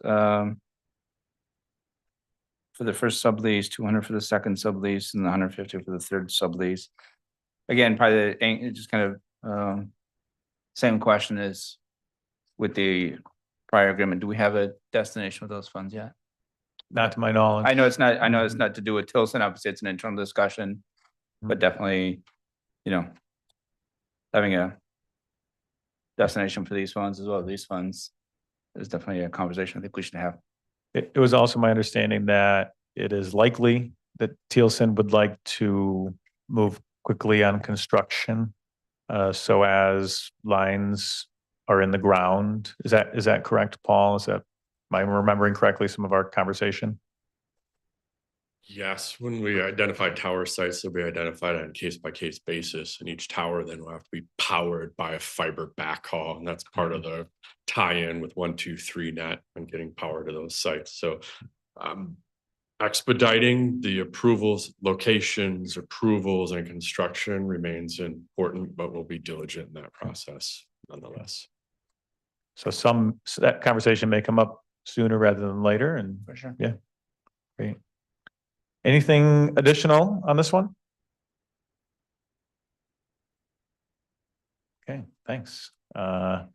If not, then let's go to a vote. Mrs. Ebel, Yes. Mr. Bergman, Yes. Mrs. Medema, Yes. Ms. Cosby, Yes. Mrs. Rhodey, Yes. Mrs. Curran, Yes. Mr. Zylstra, Yes. Mr. Belknap, Yes. and Mr. Moss. Yes. Motion passes. All right, that moves us to C, transparency resolution. The suggested motion is to approve a resolution highlighting advancements in transparency by the Board of Commissioners and administration. Could I get a motion, please? So moved. Second. Okay, we have motion and support. Any discussion? And if you'd like, we could go to Administrator Gibbs on some of the background and related to budgeting, and I'm happy to speak to some of that as well. Sure. Thank you, Chair Moss. Much of what's mentioned in here is in regards to the FY24 budget process, throughout which we had a higher number of public hearings and made more versions of the budget available to the public than has been done previously. And this resolution establishes those facts and lays it out there. One item in here is regarding budgeting software, which I've spoken about before on several occasions. Budgeting software was approved as part of the FY24 budget, so the money is there. We are in the procurement process right now, making some decisions on what we're going to do with the software there. But we expect that to happen relatively soon. We don't know if we'll be able to engage it for the entire FY25 budget process, but we do want to use that tool for as much of the FY25 budget process as possible. And just to step back a bit as far as why we want this tool. Right now, we use a tool called Munis, which is pretty popular and widely used out there, but it can be somewhat unwieldy in terms of reporting information and making it available in terms of graphs and charts and publicly available dashboards and things like that. So it makes our budgets, we can of course do the budget, but it is a little bit cumbersome sometimes to make one's way through it through a very large PDF. So the budgeting software we're looking at will allow us to have online dashboards that any member of the public can view, and it lets you do things like drill down on certain parts of the budget to see a breakdown of how that particular area you're looking at is being funded, or see the details of how that's being funded. It has graphs and charts and lets you tie in personnel. It also lets you tie in non-financial measures. So we can even incorporate aspects of our strategic plan into that when we're doing that process. So those are some of the things we're looking at for any budgeting software solution that we might procure, but we do want to move relatively quickly on that. So that will go a long way towards making our budget much easier to access, much easier to navigate, much easier for people to have a question in their head they want to know the answer to and be able to find it by using that dashboard for both the public as well as our employees as well. So we think that will really be a great step in furthering transparency. Somebody mentioned earlier being able to look up the cost of fast food or something. And that's great that we can do that. Although right now, currently, even though we've increased, the amount of information available, it's not well organized like it could be with additional software that is already in the plan. So I really like some of what I saw when we had a demo of some of the budgeting software, and it would make, it would add layers, it would add categories, it would add filters and different things. So that it would not only benefit the board, but it would also benefit the people if anyone is interested in looking at, specific financial metrics and things like that. Commissioner Cosby.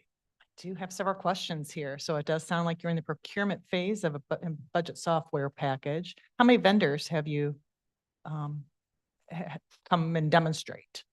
Right now, we've had one vendor do a demo for us, and we are actually talking with that vendor for other potential solutions as well.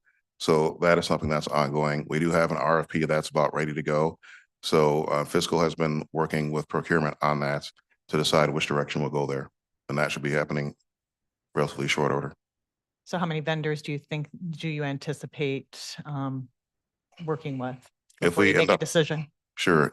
If we end up going down the path of RFP, I'm not exactly sure. I can check with procurement to see what they expect. There's probably 3 or 4 major players out there in this space. It's not a super crowded field, but I can check with them to get an exact answer on that. So I think it would be nice for the leaders that have talked about this kind of for the last 10 months, that they are able to have like a one-page report that they can refer to. Absolutely. So especially when they're asking to add positions, or, it's like, and then also increase kind of their labor classifications. I think it's helpful for them. Right. Are you anticipating then, I don't know, do you do a monthly kind of budget variance report, or will these software packages be able to do that for the leaders? Can't generate reports, so I'd imagine so. Okay. Right now, it's a bit cumbersome to be able to do that in Munis. So I think this will go a long way in helping out to get there. Okay, thank you.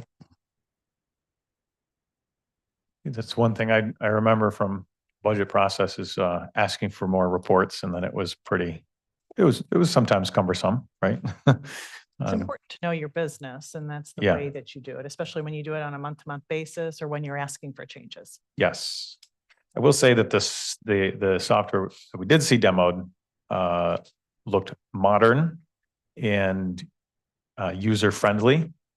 It looked advanced, but it did not look old, or archaic, like it's been around forever, but it is, I believe, that particular one has been specifically built to sit on top of some of the entrenched software, and so that it can pull data out of it.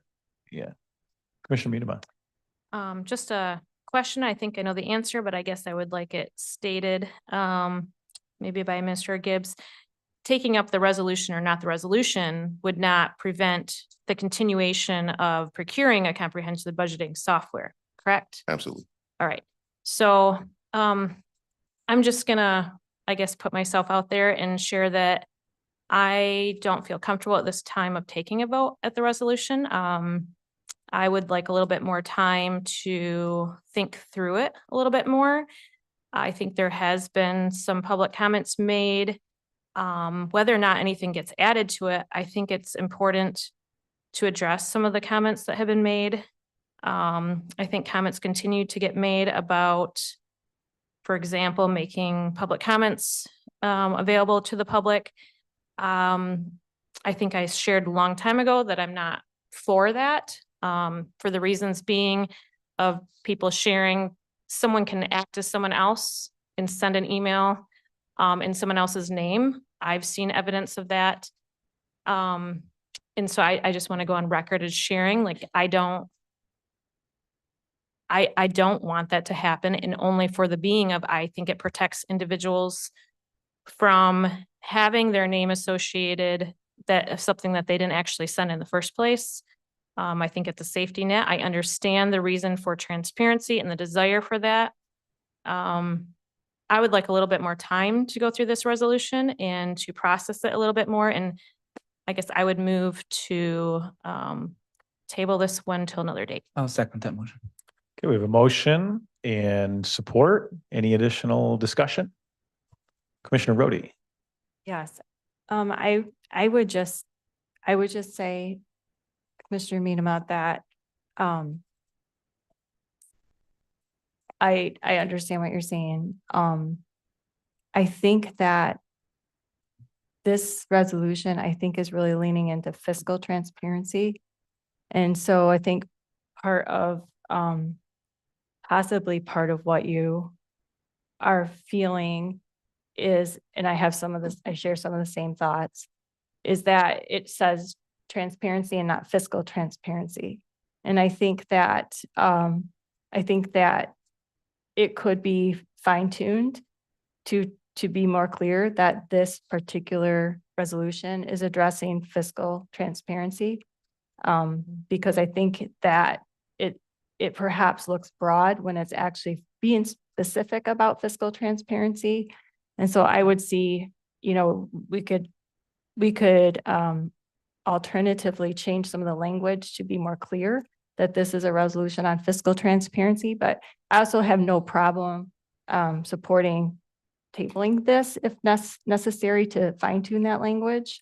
But I guess that's how I'm viewing it, is that this is really a resolution on fiscal transparency. I think, Yeah, continue. I think if we're going to do that, then I think some work needs to be done with eliminating some things in it if it's going to be changed to fiscal transparency. Because currently some of the language in here talks about things that are not related to fiscal transparency. Commissioner Cosby. No, Commissioner Curran, I was in point. Commissioner Curran. Thank you both. I would agree with Allison. I think that there were some issues brought up, some concerns brought up from our constituents. I really would like to see this be a resolution on transparency in general. I think that that would be positive. But I do understand what Commissioner Rhodey was saying as well, but I agree there were other things besides just fiscal transparency. But I would like to absolutely see, I know that there's been discussion on creating a policy for how we handle public comment. I would like to know if, number one, we've had any movement on that policy and kind of have that be part of this. So we can say, hey, this is our fiscal transparency resolution and here's our policy. So I was hoping Administrator Gibbs might be able to give an update on that. And then I do have one other question after that. I have no further direction on that. My opinion is I concur with what Commissioner Medema shared. If someone writes in a comment online and sends it to the commissioners, that's not a public comment because it does not occur in the context of a board meeting. Therefore, it should not be treated as such. That's my personal opinion on the matter. And that's what I would recommend on that policy. Okay. Well, I definitely think we should get something written up as part of this. And then the second thing is the FOIA requests. It was kind of brought up that there's some delays in FOIA requests. I believe in transparency. And I think that there are definitely valid points when you look at something on either side. We just have to kind of get together and figure out what the right path forward is. But FOIA requests, that information, we are the people's representatives, and that information is theirs and it belongs to them. So. Commissioner Bergman. I would concur with that. I think that FOIA requests they're an important tool in transparency. And unfortunately, what's happened is in the last year, we have not only slowed the process to a very uncomfortable length of time and for some individuals, as well as increased the cost dramatically. And there really is no reason for that that I can foresee. And I believe that we need to make sure that if we're going to talk about transparency, that we should talk about FOIA requests, and that is transparency as well. Commissioner Bergman, it sounds like you just accused corporate counsel of targeting certain individuals. Sounds a little far-fetched to me, but also if you're asking for a reason as to why there may have been some different timeline on some, I believe at one point I asked, how many FOIAs have there been this year? And I think I heard the number, 300. Sure. And I asked, well, what about the prior year? And I think the number was 30. It could be. No, it is. So there has been a significant increase in the number of FOIAs. So hopefully that's helpful as you rethink, some of the details around the FOIA requests. Okay. Commissioner Medema. I'm wondering if there might be others here that would, I guess, appreciate a motion made to table it to a planning and policy committee. I want to make a point before we do that, Okay. though. So back in 2021, I believe it was June of 2021, I actually FOIA requested the QVF file for the election of 2020 and also a list of people who voted. It's why I'm civically active, actually. It took me 2 requests. And how much time do we have how much time do you have for a FOIA request to be answered typically? 5 days, and then an extension can be sought, and then it would be an additional 10 days. Because I think it took approximately 2 months, and I saved that document also, and I got no answer, basically. So if you look historically at the work that was being done regarding FOIA requests, I've had a different perspective and a different experience My concern around transparency is a matter of perspective as we're sharing right now. And I'm trying to understand how it is we do that in a resolution. So I am looking forward to tabling. So we have more discussion about it. And the public comments that we're talking about, I've been watching online because I've been gone. And those public comments are available to you if you choose to watch the Board of Commissioners, whatever meeting, the public comments are available. So I don't know why they need to be more available going forward. And that's all I have. My thought is we probably don't need to adjust the motion or make any additional motions. I would expect that the Chair of Planning and Policy would be happy to take up additional discussions. So if there's nothing else, I think we could go to a motion just to table. Okay, all in favor, please say aye. Oh, Aye. hold on. I saw one hand raised. Commissioner Ebel, did you have something else? No, I'm just gonna. Oh, okay, sorry. All in favor, please say aye. Aye. All opposed? That motion carried. Okay, moving on, we are on 8D, which if you remember was item J from consent. And so I'll begin reading the suggested motion, which was to place into nomination the names of Lee Michaela and Stephen Hexel. The star indicates recommendation from the interview subcommittee. And to select Lee Michaela to fill one well drilling seat vacancy beginning January 1, 2024 and ending December 31, 2026. So could I get a motion, please? So moved. Support. Okay, motion and support, and I believe it was Commissioner Bergman who had pulled this one off. Did you want to start us out? Great. Mr. Hexel has been on that board for many years, is very experienced, and I believe that I would ask that you consider voting for him instead. Commissioner Zalstra. Quick question, Commissioner Meadum, sorry. Do we have an idea if we can have two well drillers on there? I mean, I know that we have certain slots, but I don't know how expandable.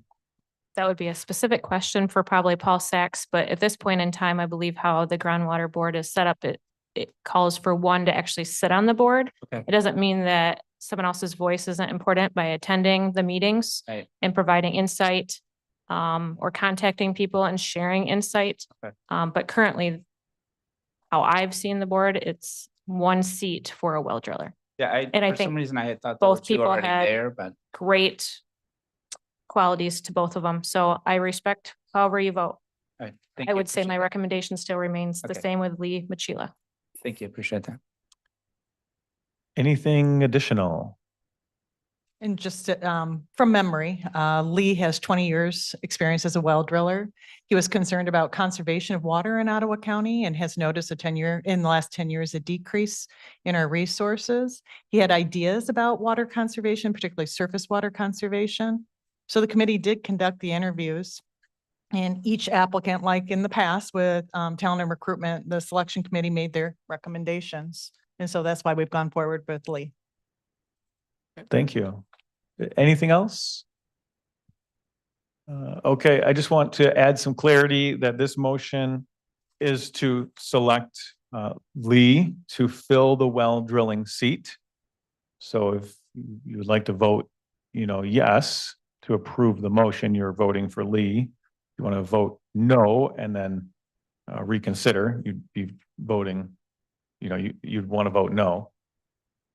Any other questions? Well, could we, You want to go by name? The motion is as the motion was okay. stated. Can we, Commissioner Meadum, can we restate that? Because I don't necessarily want to vote no on Lee per se.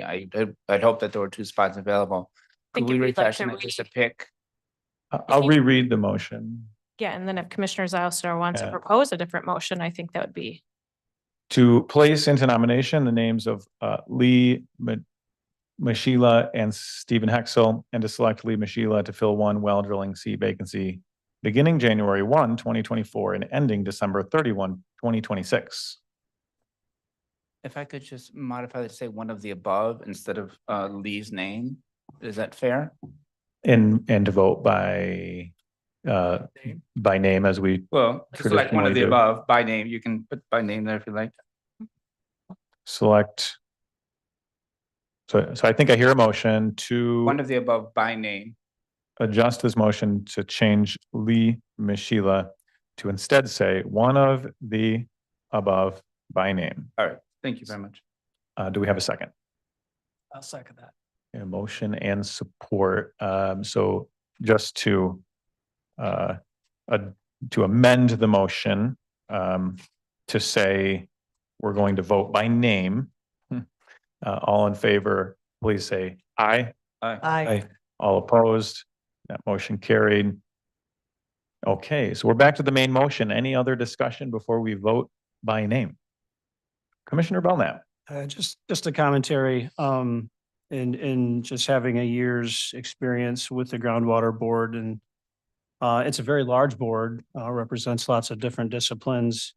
And just to comment that Mr. Hexel has been active in attendance to our meetings and has provided input. I do think that one thing maybe for future consideration for the groundwater board, because well drilling is such a vital piece to what work we're trying to accomplish. Yeah, there may be a real benefit to have multiple well drillers as a part of that process. And further, just appreciate the comments too, that our groundwater board meetings are open to the public. As we move to the year 2024 and scheduling, this past year, this groundwater board had been meeting quarterly. I think we're going to increase the frequency of our meetings, going to like every other month, as well as expanding the schedule for those meetings in terms of 1.5 hours to perhaps 2 hours, because there is a wide array of information and data gathering and input that goes into this. So I do appreciate the conversation and having expertise a part of this. So yeah, just thought I would add that. Thank you. Anything additional? We'll go to the clerk for a vote. Okay. Mr. Zylstra, Stephen Hexel, please. Mr. Bergman, Steve Hexel. Mrs. Ebel, Lee Michelle. Mr. Belknap, Lee Michella. Ms. Cosby, Lee Michelle. Mrs. Medema, Lee Machila. Mrs. Rhodey, Lee Machila. Mrs. Kernan, Lee Machila. and Mr. Moss. Lee Machila. Lee Machila has requisite number of votes. All right, thank you. We are up to number 9, appointments. So I guess I will read the suggested motion and look for someone to move. It is to place into nomination the names of Joel Buck, Sean Haff, Lynn Jansen, Joseph Parnell McCarter, Kendra Wenzel, and select one to fill one District 6 Commissioner vacancy on the Ottawa County Board of Commissioners, beginning immediately and ending December 31, 2024. So moved. Support. A motion and support. Moss. Commissioner Medema. Right. Mr. Chair, I've been thinking, pondering and praying a lot over this past weekend. And I wish Commissioner Bonomo was here at the moment, as I thought he would be, but I want to first tell you it's not okay for the treatment and lies that continue to be said about you. Specifically, the lies that were told by Commissioner Bonomo to the media and on his County Commissioner Facebook page about the interview process. You sent out a copy of all proposed interview questions the day before the County Commissioner interviews took place. Prior to the interviews, did Commissioner Bonomo ever reach out to you to provide any feedback on the interview process or the questions to be asked? No. So last week, Friday, prior to the interviews taking place, each of us as commissioners had an opportunity to be present and to weigh in on our thoughts for the process along with the questions. 3 county commissioners were not present, and that included Commissioner Bonomo. I only bring up his absence because of the lies and slander he has spread.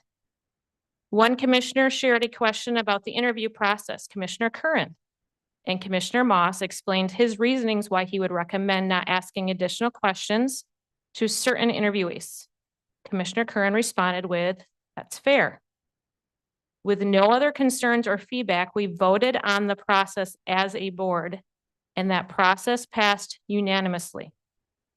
If a board member had concern with the proposed interviews, proper process would be to attend the meeting, challenge the chair, which would then go to the vice chair, and a vote would take place. Mr. Chair, I personally appreciate the work you prepared in having a fair and consistent interview process for all 5 candidates. Every candidate was treated the same, with respect, the same set of questions, and properly thanked.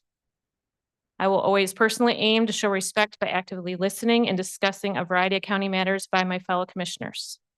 But I cannot sit quietly or allow lies or slander to go unexposed. I also want to thank each of the 5 candidates that were interviewed. Each of the candidates spoke clearly, demonstrated their values and commitment to the governing principles of the Constitution. It was an honor to get to know each of them better through their interviews. I personally will be casting my vote today for Kendra Wenzel as our next county commissioner representing District 6. Kendra is someone that will think independently. She'll bathe decisions in prayer, and I know she will do much research. Kendra is already a voted in precinct delegate representing District 6 and has already gained the support of many citizens of that district. I believe she will continue working hard as a representative to them in this new role. Thank you. I appreciate the comments as well. Commissioner Zylstra. Yeah, no, piggybacking off of Commissioner Miedema's comments. I'd just like to take a moment to thank all the individuals who applied to the spot. And if any of them are there, just kind of be stand to be recognized. Kendra.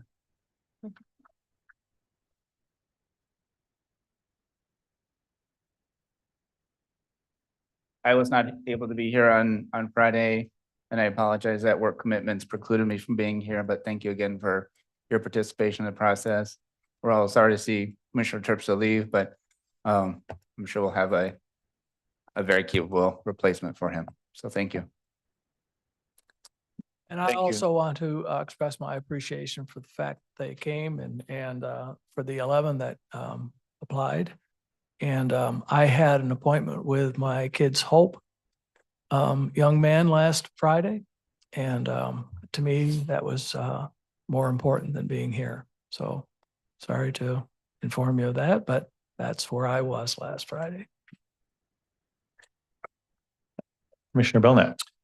Just a comment for gratitude for those that put their names out there. The 11 that, responded to the application, the 5 that were interviewed. And, just the qualifications, the passion. I really believe the 5 that were interviewed only because we have a chance to, really go through that process and they put themselves out there. It was evident that they had a passion for being involved in this and serving. And really because we all have busy schedules, just to kind of piggyback on Commissioner Bergman, when we have busy lives, we serve in other areas. One of the things,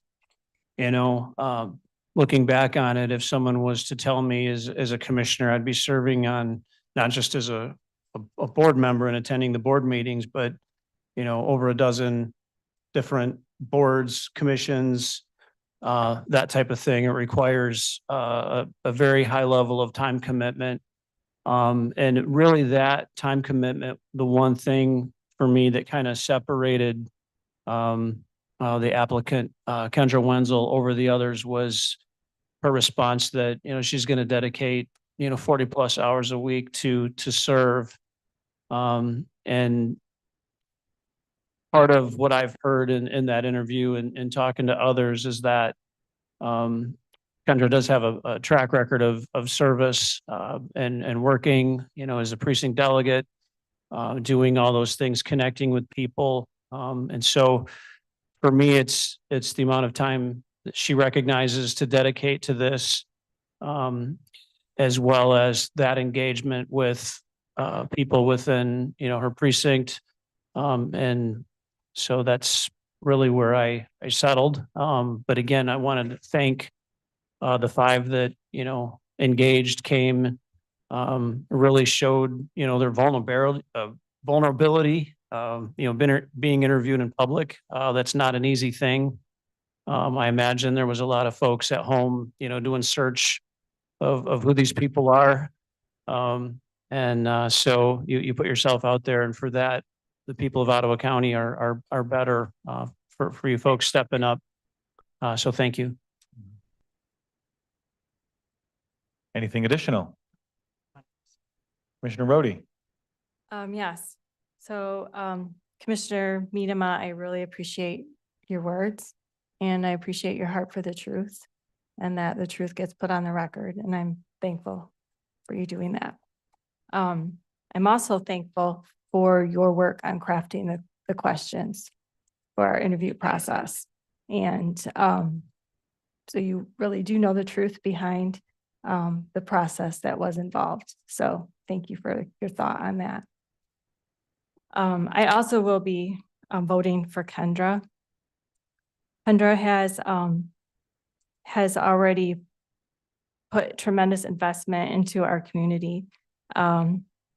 She's worked really hard for the GOP and personally supporting members of our community. She worked very hard to become a precinct delegate, and that involved a lot of, door knocking, getting to know her precinct. I appreciate Kendra's support of us as commissioners. It's been a hard year for a lot of us, and she's been there to provide some support. I appreciate the fact that Kendra has attended court hearings when that's not a responsibility of hers, but she's been invested enough in supporting this board that she has even attended things like that. And so for that reason, I'll be voting for Kendra. And I greatly enjoyed the interview process, and enjoyed getting to know the others who interviewed. And you guys have some really great leadership skills. So I'm looking forward to seeing you get plugged into some other leadership roles around the county. I guess I'll go next. I'll echo that. I did really enjoy speaking with almost all the candidates. There were 1, maybe 2 I didn't speak to in person. But I, called and didn't get through. But it was really enjoyable to speak with everyone. And so greatly appreciated getting to know more people in the county through the process. And very thankful for the people who stepped up to put their name in. And then also very impressed with the interview answers. And it's not easy to sit in public when you're not, especially if you're not used to that, and have to think on your feet. We didn't provide quite all the questions ahead of time. We wanted to see how, people responded. I really enjoyed that. I was very encouraged by getting to know some of the people even more. And I'm also very excited to see what they do. Yeah. Commissioner Cosby. I want to also acknowledge your words, all of your words, as it relates to this whole process. And I think we are really fortunate in Ottawa County to have so many qualified constituents from District 6 that were willing to step up. And that was 11. That was 11. And we did narrow that field to 5. And I want to thank the 5 for their graciousness for taking my phone call yesterday. I really got to know the individuals a little bit more too, and the work that they've been doing, even prior to kind of public service, or their willingness to step up. One of the things, or several things about Kendra that I really appreciated is her precinct delegate recruitment. She's in charge of precinct delegate recruitment for Ottawa County GOP. She also mentors young women.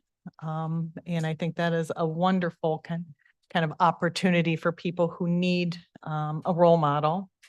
She's an independent thinker.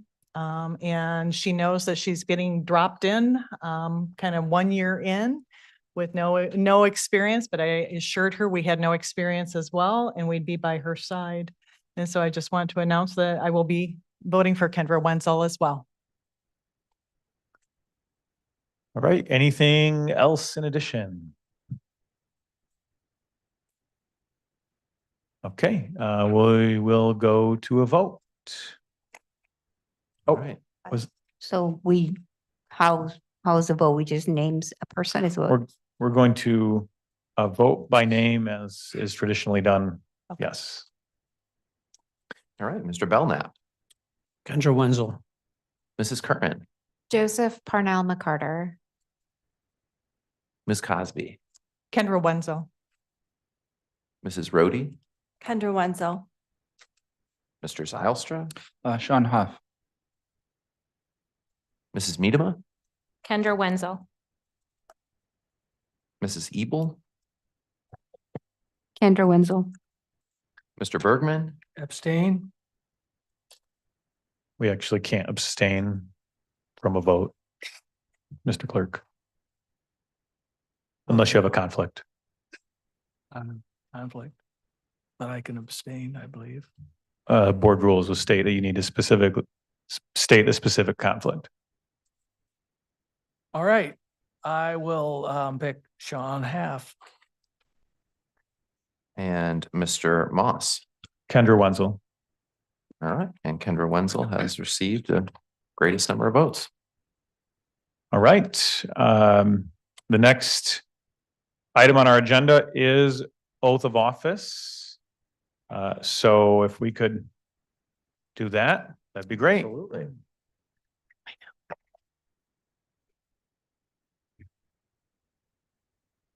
Mr. Clerk, would you like us to move?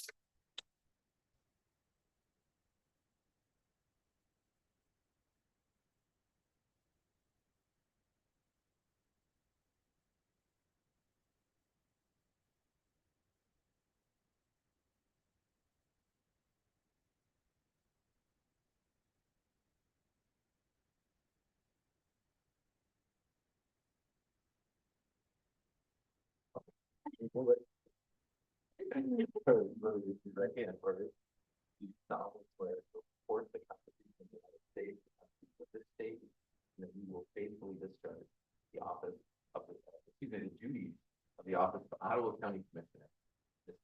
Six in and for the state of Michigan County for justice. So congratulations.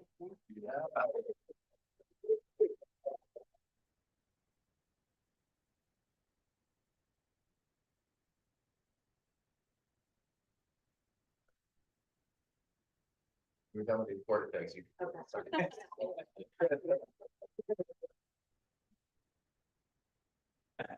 Yeah, just top one there and then take back. Yeah.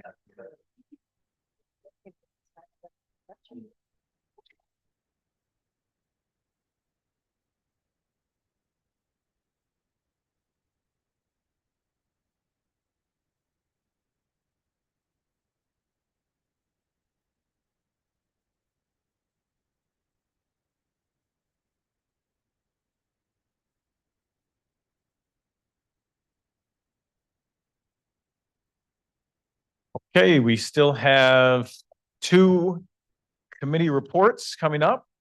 One from corporate counsel is next.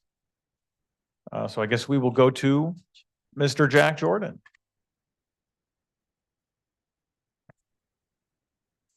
Is it all right if I give my report from here? Absolutely. Well, I appreciate that. Well, kind of quite a lot of festivities today.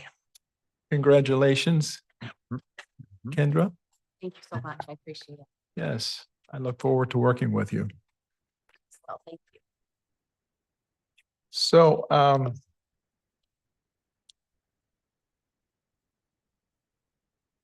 looking back. There is an ancient Hebrew proverb, and it says, all beginnings are difficult. And having having sat in this seat for a year, I can attest to the veracity of that statement. Not that I haven't enjoyed it, but it has been challenging in moments. Any closer, I'll be eating it.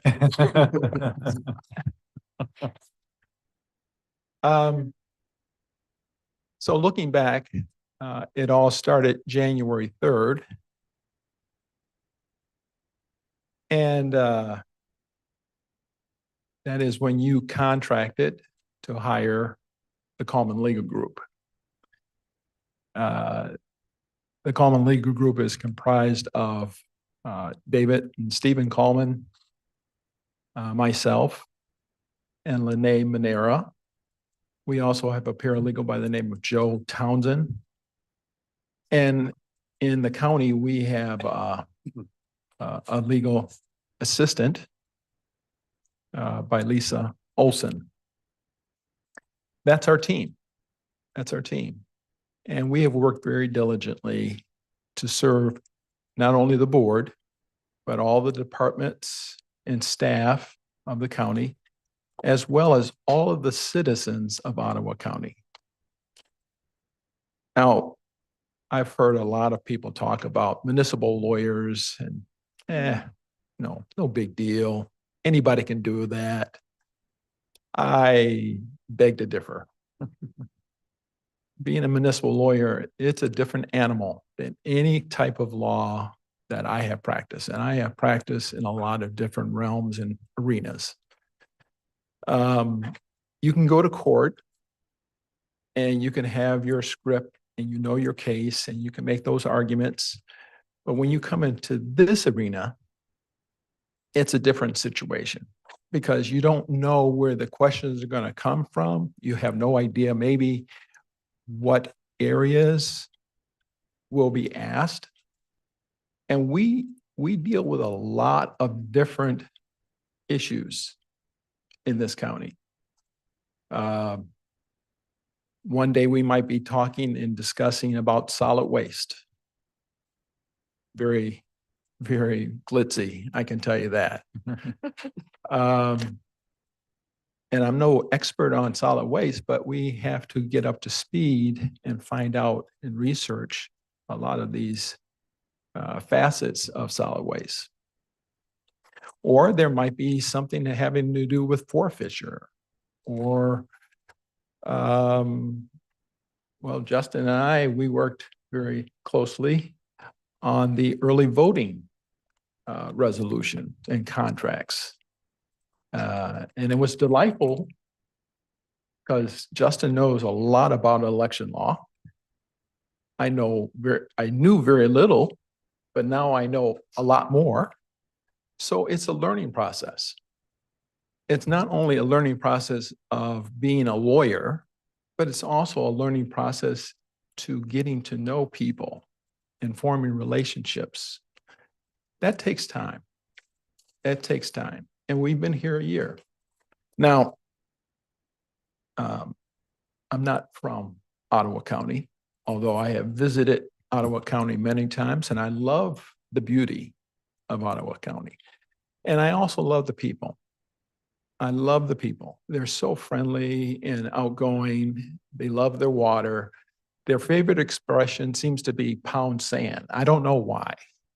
But it seems to be one of those sayings that seems appropriate because the county is so full of sand, I guess.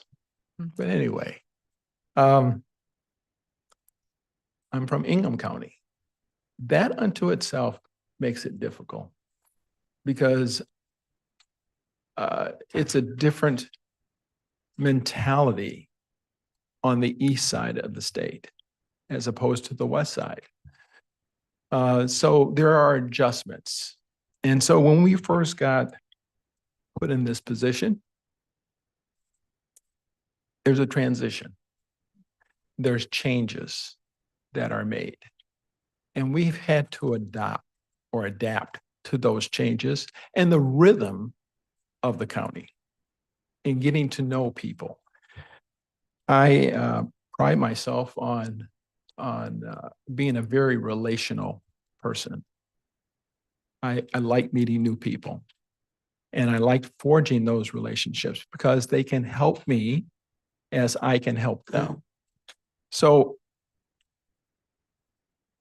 being in this position, while a challenge, it's one of those challenges that I have embraced and enjoyed. It's a learning process.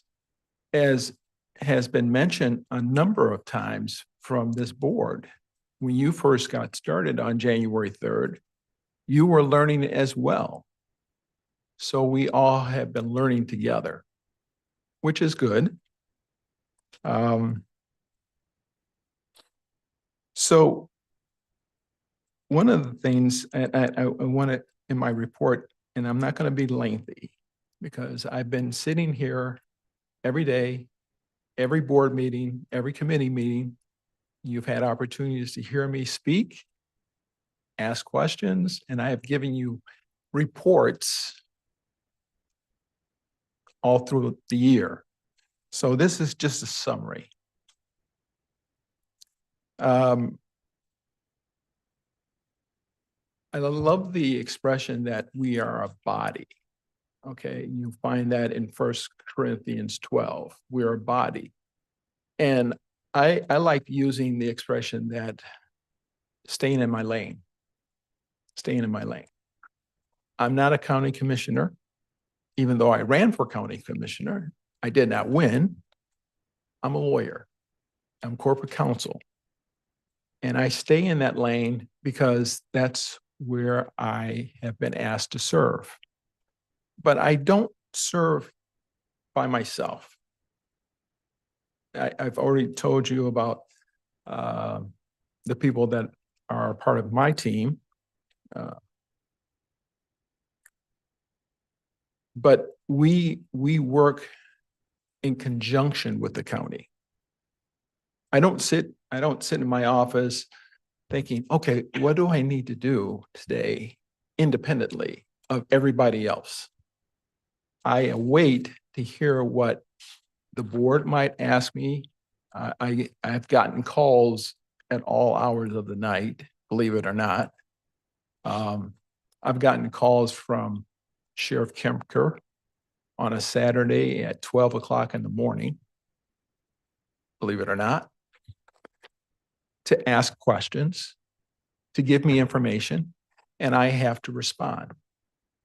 So we work together as a team. Now, I like the Lions.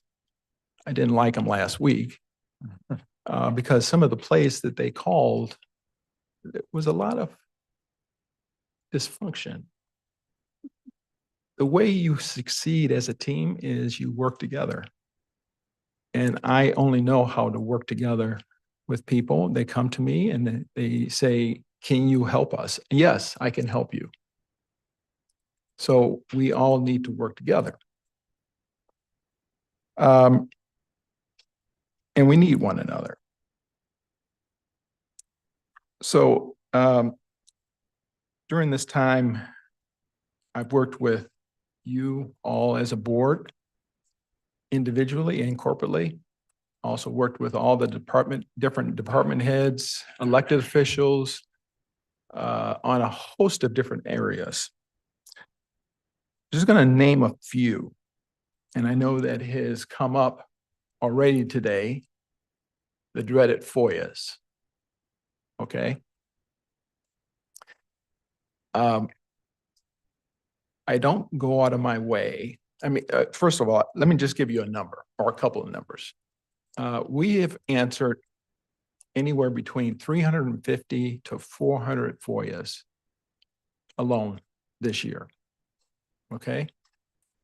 Last year, it was around 30. Now, my philosophy when I was city attorney in Lansing was, what if it was me asking for that FOIA? I don't go out of my way to try to deny anyone any information. But if there is information that should not be disclosed, I will not hesitate to not disclose it if I can do it according to the law. And that's what we do. We look at the law and we respond to FOIAs per the law. No FOIA that has been submitted to us during the time of my tenure here as corporate counsel has been delayed in any way, shape, or form. We've answered every FOIA according to the time that we are allotted. Now, FOIAs come in all shapes and sizes, and they ask for a lot of different things. Sometimes they don't even ask for a document. They ask for a number or they ask for a name, and we don't have to produce a document. We don't have to manufacture a document. We have to produce the documents that we have in our possession. Also, things are not like they were when I first started as a city attorney. Now everything is so electronic and digital, which means that we work very closely with the IT department in producing and finding these documents that are on somewhere in the cloud. That all takes time. And again, we don't work independently. We don't work by ourselves. We need other people within the county to do any of this stuff. So answering a FOIA is not just we receive a letter or a FOIA request, and then we just busily find the document in some file cabinet. It takes a lot of time and effort.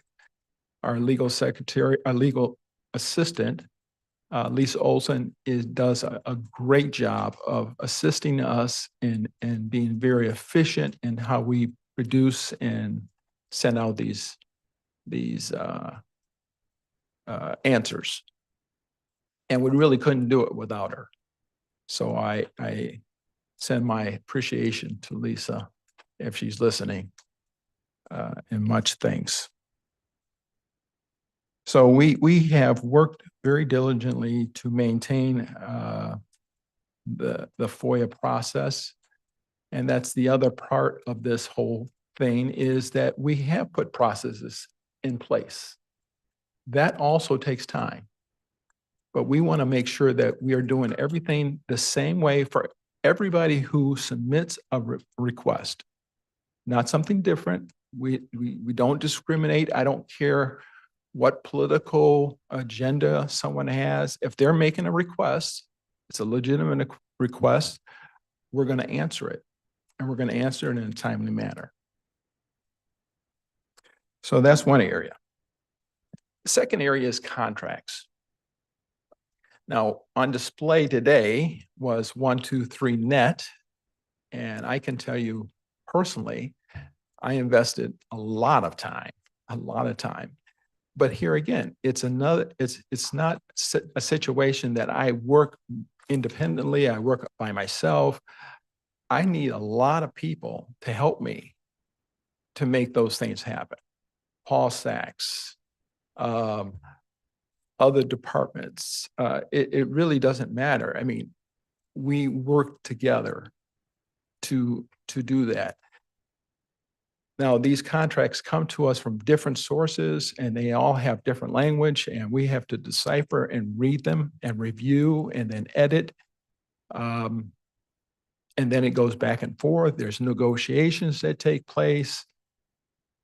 It's all very time consuming, but it has to be done. And we will bring in board members as well to make sure that we are we're doing it correctly for the county. And everything we do has to be aligned with state law. Okay, so that's a little different from being a city attorney. When I was city attorney, I had a big city charter. That was the law. That was the Constitution for me. But here with the county, everything is ruled by state law in the state constitution. Okay. The number of contracts that we have seen over the course of this year, I'm just taking a guess, but I think we probably have seen close to anywhere between 600, 700, 800 contracts, and maybe even 1,000.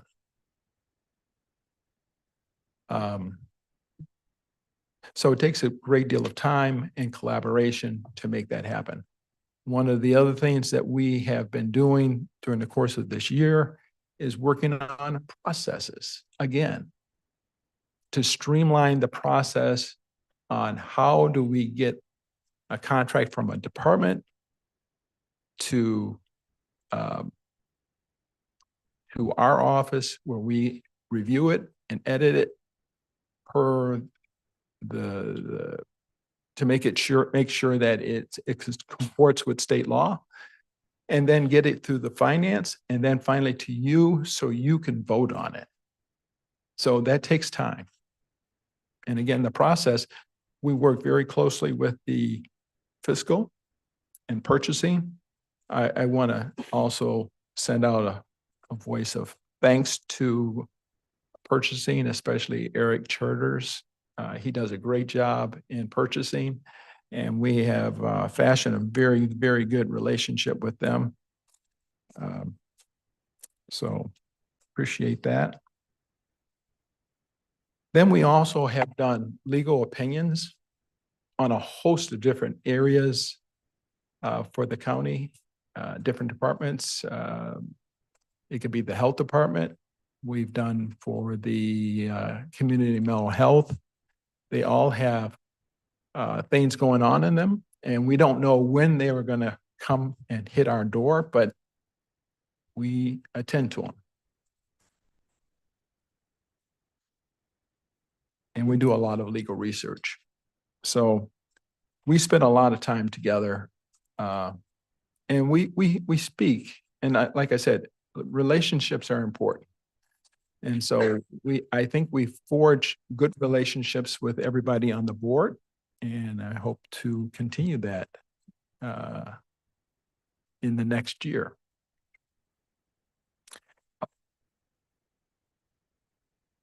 I have heard many, many comments from the public. Don't think that just because I don't respond, I'm not listening. I am. We're here to serve you. You're the most important people in the room. And the reason for that is without you, we're not here. So I want to be very attentive to what you have to say.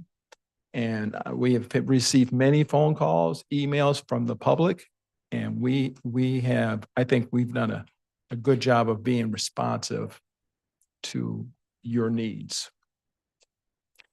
That is not to say we don't make mistakes.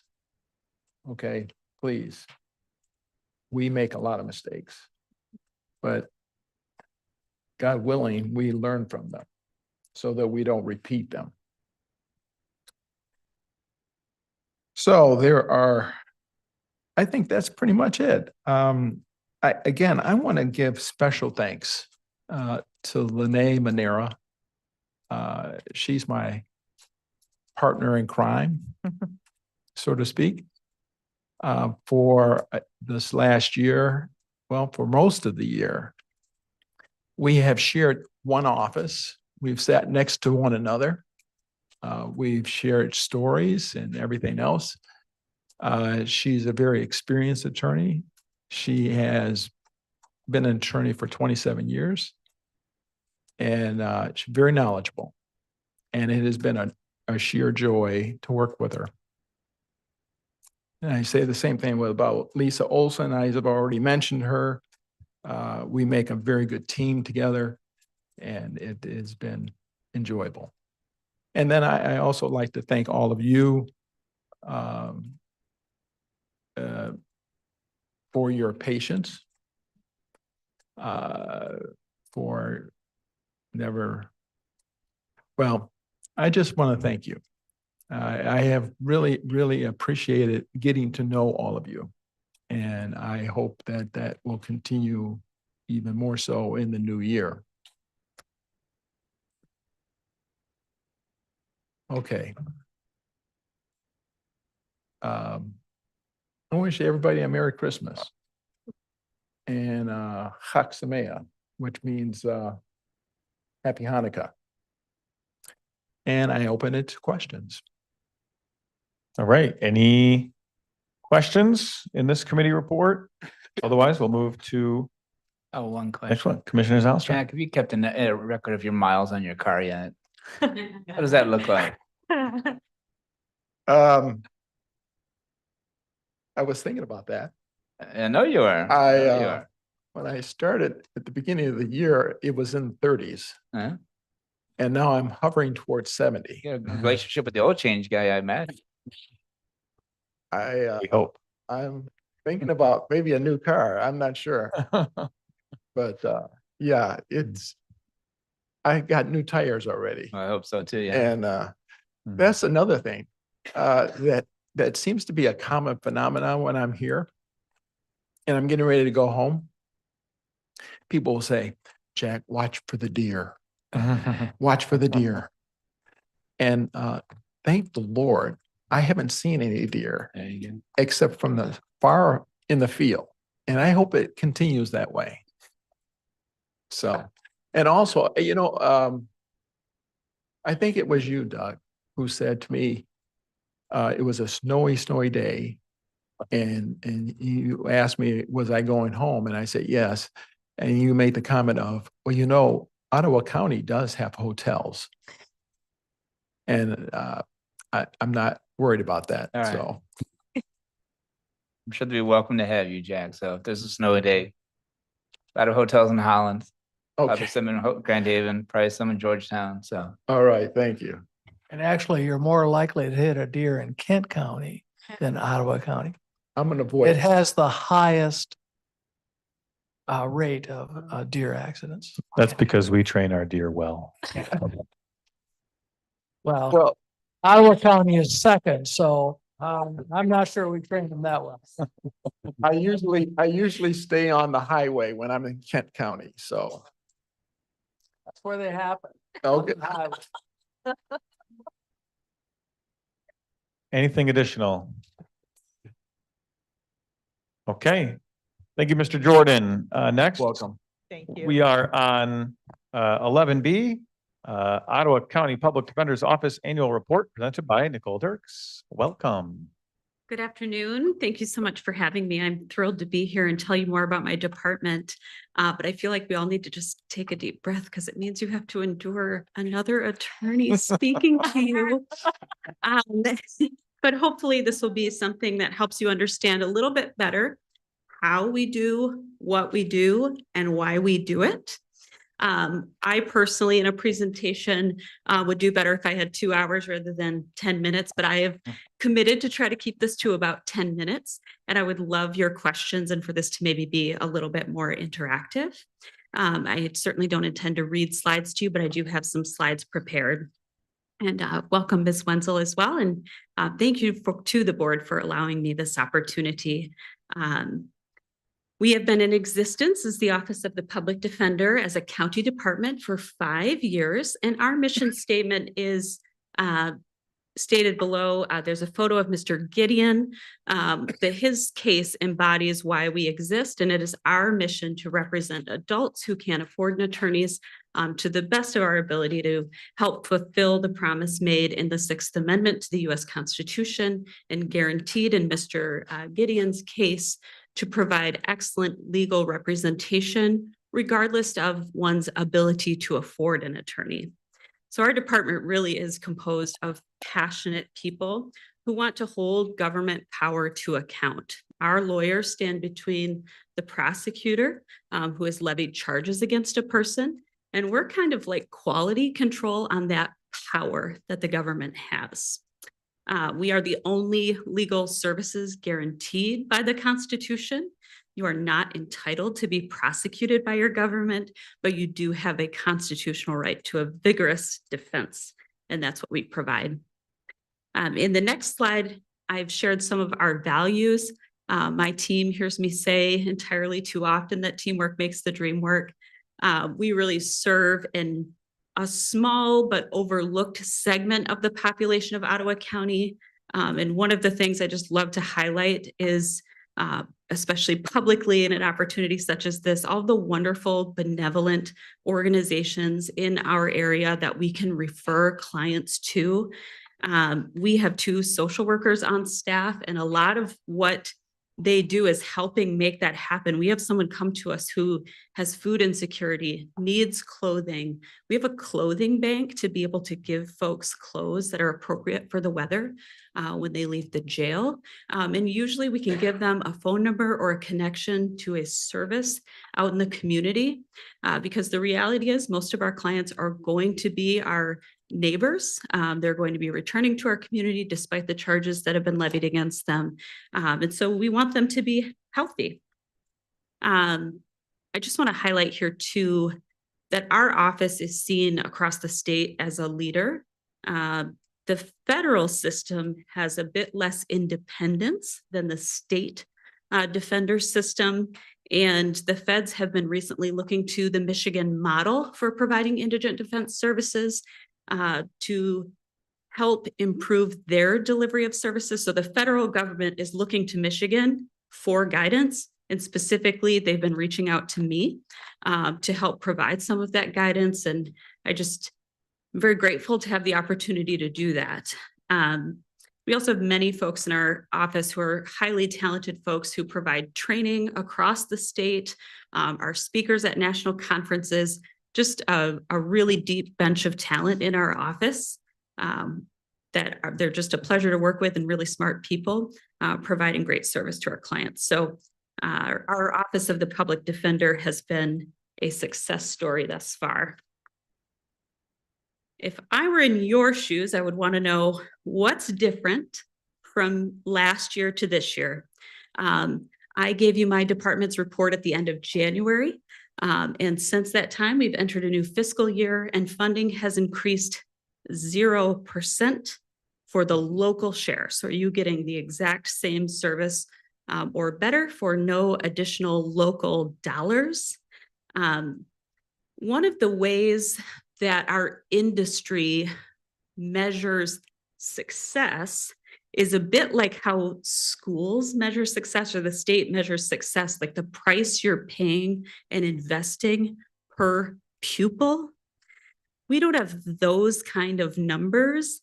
I'd be happy to dig in and try to create something like that. But I think like many statistics, it can tell part of the story, but probably not the whole story. But 10 years ago, that per capita spending in Ottawa County was much, much less. And so we've really increased that metric without it costing Ottawa County taxpayers any more money. And we've really stabilized what this system costs. So to provide this constitutional service, it's required by the Constitution, but yet we have a really stable amount that's set by statute for what the local spending will be. And the next slide shows you the other ways that we measure success. The Michigan Indigent Defense Commission promulgates standards that we have to meet. Currently, there are 8 total standards, and we report on these standards quarterly. Those standards include things like training our attorneys, seeing our clients in 3 days or less for that initial interview, if we're using investigators and experts to explore defenses for our clients, that we're available for any person who's appearing at court for the first time. We provide that service every day, all day from 8 to 5 in every location here in Ottawa County, and take a lot of pride in being able to walk someone through that first court encounter. We are completely independent from the judiciary. And what that means is that when a person gets appointed or referred to the Office of the Public Defender, the judge doesn't decide who the attorney is. You can imagine if you're a defendant, you're going, this judge just picked this person, and maybe I can't trust them because they're part of the system. They're working with the man and instead they know that we're an independent office and that we're picking the person with the best qualifications and experience in that courtroom to provide them a vigorous defense. The standards also include metrics for attorney compensation. To put it very simply, public defenders should be paid essentially the same pay scale as assistant attorney generals. And then we have 2 new standards that we have to comply with by April, but the good news is we're already in compliance. And those are composed of attorney workloads, so that no one attorney is taking too many cases. That's a lot easier within our system to manage than in a place like a rural Upper Peninsula type of place where you have one attorney that serves perhaps 8 counties because there's just not a bevy of work. So they use a roster system, totally different animal than what we have where I can run a report any given minute and tell you exactly how many cases are assigned to a person. And then qualifications and review standard is new. And that just confirms that when we assign an attorney, we are assigning someone with the appropriate level of experience, that a senior trial attorney, for example, has had at least 7 jury trials. That is new. And again, we're already meeting that standard. We've been able to attract really elite talent, and I'm really proud of the folks that I work with. And we are able to avoid that kind of McJustice model, like you've got a case, here's an attorney, go, go, go. We don't have that kind of practice. So this standard is pretty easy for our system to absorb as well. Again, we provide quarterly reports to the state of Michigan on each of these standards, as well as all of our spending. We're primarily grant funded. And so we provide all the receipts of how we spend all of our money each quarter to the state. Community impact, I think, is something that you're probably curious about as well. When you are charged with a crime by your government, they better have the goods. And that's really what we're about. An innocent person being prosecuted has a huge cost. Not just that moral cost, but the actual dollars it costs the government to try to make someone whole after they've been incarcerated, taken from their community, taken from their family. And those can cost millions of dollars to a government at times. So then you can't get back that time. So I think one of our biggest community impacts truly is making sure that when someone gets convicted, they had a vigorous defense. We day to day, I think, prevent a lot of jail issues, reduce a lot of risk for our deputies and court service folks, as well as the jail staff. When someone is in crisis at the jail, they can call us and we can go meet with them without violating anyone's confidences. I can tell you we have sat on the floor in booking, talking to folks through the mail in the food tray slot to try to help calm them down and give them answers. I think if we've helped eliminate or reduce the risk of even one jail suicide, we've probably been worth our budget, as well as just honoring that person's life. And we really get to work as a team with a lot of partners within the county. So there's several points there too as well. I mean, just quality control in an industry like this doesn't look like winning. It's making sure that a person is convicted of what they actually in fact are guilty of. That may mean that we enter a lot of pleas, and we sure do. We probably enter a plea in 99% of cases, but not without having fully evaluated what has happened, what evidence there is, and helping assist with some of those root causes of why this person has ended up in the criminal justice system. Essentially, I think we're successful if we help sick people get well, if we help them find treatment, if we can help them find resources, if we can help reunite families and keep people safer in the jail. Those are the kind of metrics for success that are hard to capture in a report or a spreadsheet.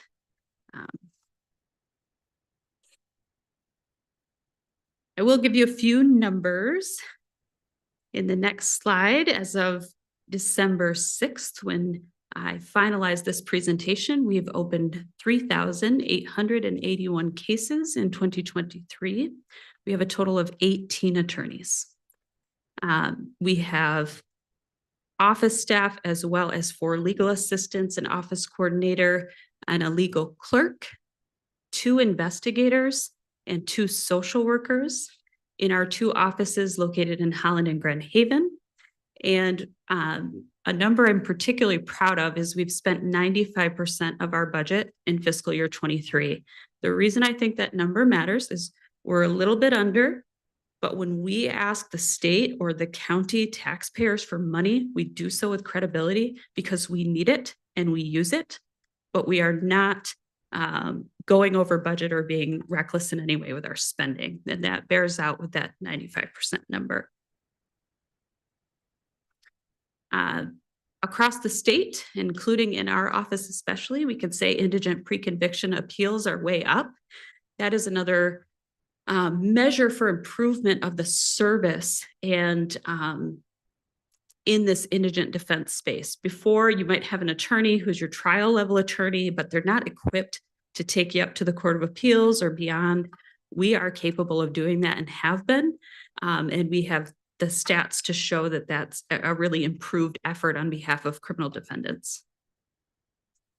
We see our clients within 1 to 3 days maximum. I think in the old system, you could say they usually saw a lot of attorneys would see their clients at their first court appearance. And Standard 8 sets a stabilized cost for the delivery of our services by saying, basically, here's a pay scale you need to be in compliance with. As far as strengths and areas for growth, we have a great culture for teamwork. These are contained on the next slide.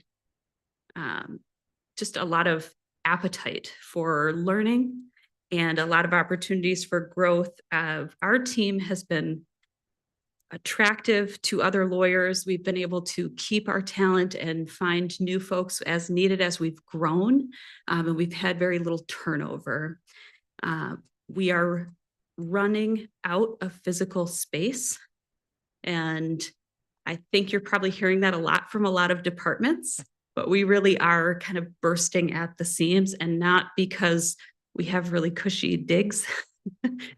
There's certainly adequate facilities and we're happy to have them, but we are running out of physical space, especially if we add any new employees in the coming years. We're seeking to build our intern program. We've had 3 interns throughout our 5 years of existence. Those usually come to us as law students during the summer, and we can give them some hands-on experience and expose them to the type of work that we do. We'd like to grow that program and help with our long-term retention and recruitment by having appropriate interns in our office. And then there are pending juvenile justice task force recommendations. There was some legislation that was proposed in November. Those got pulled. I think there was a bit of sticker shock in Lansing about the spending for juvenile justice. So those have been tabled for now, but we expect them to come back. Along with those task force recommendations would essentially be the county has to make a decision about how we meet these same standards that we meet for adults for juveniles who are charged with crime. So it typically would look like either adding more roster attorneys to handle that work or developing a juvenile division within the Office of the Public Defender. So that's a real opportunity for us to consider as we move forward to help us meet those standards if that legislation passes next year. So the other thing I would add is, I believe 1 minute ago, there's a meeting scheduled about body-worn cameras, and I wholeheartedly, on behalf of all indigent defenders everywhere, support body cam. Thank you. Many local departments already have it. New Zealand has it, Holland has it, Grand Haven has dash cam. So let's do it. All right. What questions do you have? Commissioner Rhodey, and then Commissioner Curran. And I would just say on the dash cams, I believe that's in process. It was part of, the funding that we've done this past year. So there should not be barriers from the board on that. Thank you. Yep. I have a question on the 18 attorneys. Yes. So what does that look like? Like how many of them are full-time specific to your department and how many are on a roster?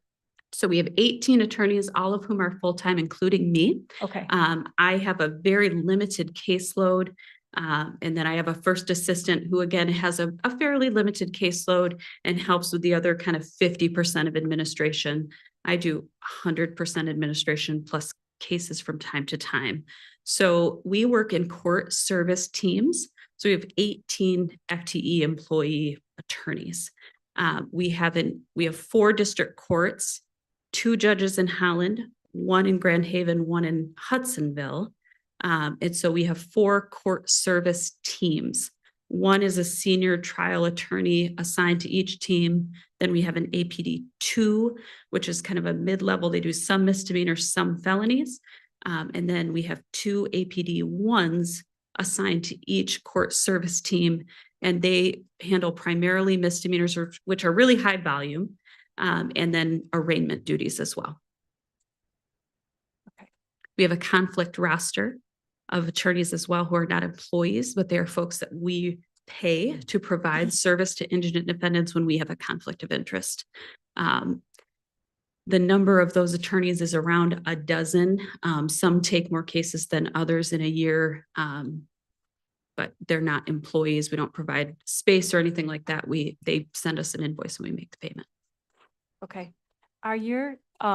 Is your department then, are you already working on juvenile cases?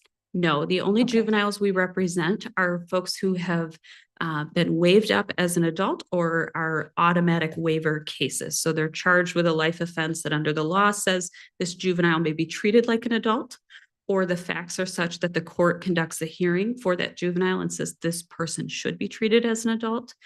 So I believe we have had maybe 6 within the year, in the calendar year. Okay. Are those currently being served? Is the juvenile division currently being served by a roster then? That is correct. Okay.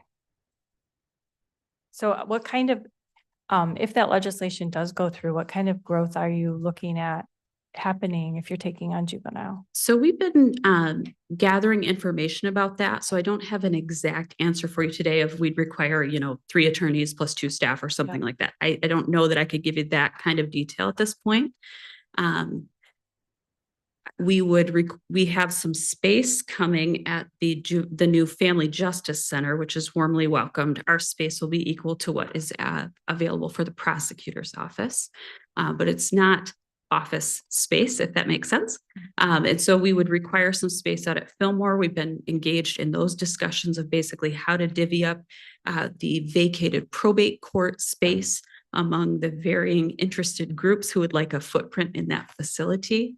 I think that, forgive me, I went to law school, so I didn't have to do as much math, but I think we're looking at about 900 cases a year for juveniles.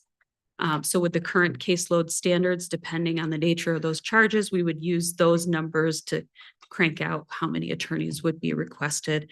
That would be the local share gets determined by statute, and then the state pays the freight for the rest of it in order for us to meet compliance with all the standards that are promulgated. So if this expansion occurred, the state would primarily pay the bill. Okay. Do you have any estimate on what a local share could No. look like? No, I don't. at this point. Okay. It's a complicated formula that they use prior year's bills, crank it out with some inflationary numbers. And so it's beyond me, not because I couldn't figure it out, but I'd have to do a FOIA or work with court counsel or the board or someone else who has access to what those roster attorneys in the juvenile system are billing. And I don't know that. Okay. Just one more thing along those lines. Sure. Do you know what that legislation was looking like? Like what was the timeline they were looking at kicking that into place? If that were approved in calendar year 23, and so if that were approved by this end of this year, we would expect that the state would need to hire some folks to have subject matter expertise about juvenile defense to help make sure that when they're reviewing the compliance plans, that they're actually meeting the standards. And so I think that we would probably have been looking at implementation earliest October of 2024. Okay. That would have been the very earliest, because I think they'd have to do some hiring. Certainly the lawyers know what the standards are, but all these systems, there's 120 systems across the state, of which we are just one. And so all of those systems would have to crank out their plan to meet the standards. So I'd be surprised if it was any sooner than October of 2024. So now I would expect October of 2025 at the soonest. Okay, thank you. You bet. Thank you. Thank you for being here, Nicole. We Thank you. appreciate you. Thank you.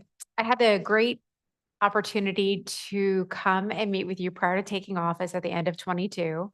And I could see that your passion and commitment to your responsibilities and jobs to the local folks here in Ottawa County was apparent. And Thank you. so many thanks to you and your team.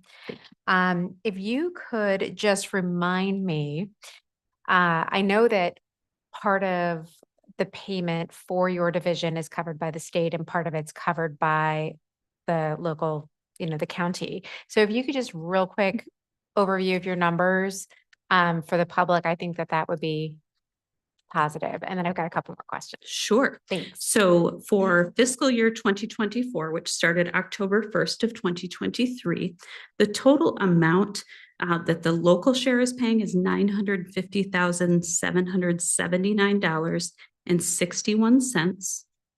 And the state is paying $4,211,278.17.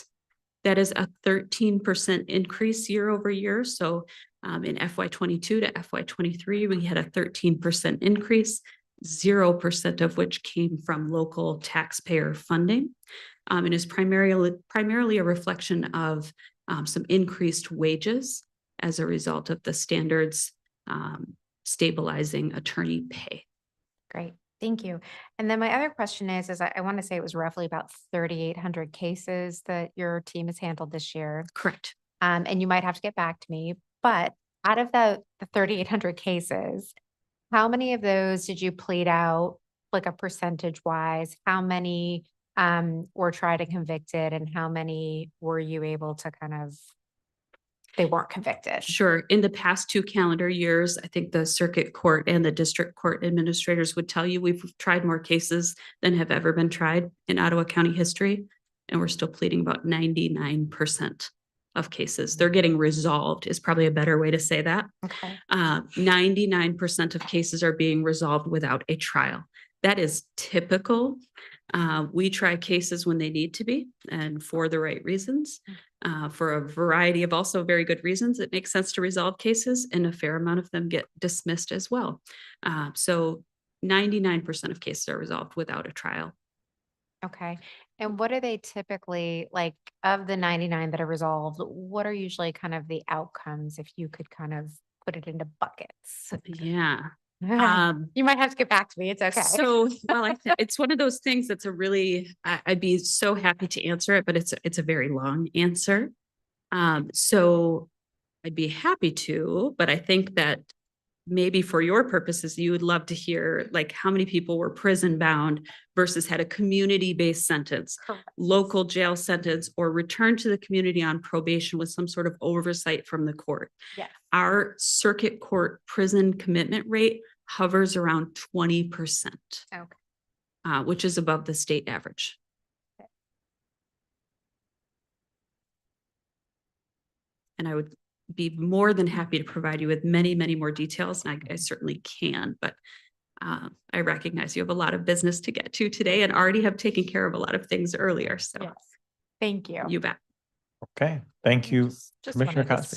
state, so you said you were attracting elite talent. Yes. So it must mean that you have caseload management dialed in. Yes. Honestly. So you had Yes. 3,881 cases last year. Approximately how many would you say were misdemeanors? That is an excellent question that I don't know the answer to off the top of my head. Okay.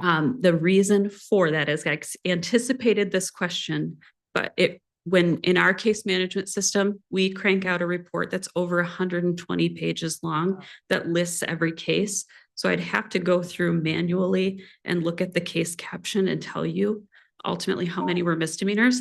I'd be happy to do that and follow up by email with you, but I did not do that for today's meeting. That's okay. I'd It be happy doesn't to. total it for you? It by does not. category? Oh, It that's does not. I'd unfortunate. have to do some pivot tables and things, which I can do, but I did not in anticipation of this.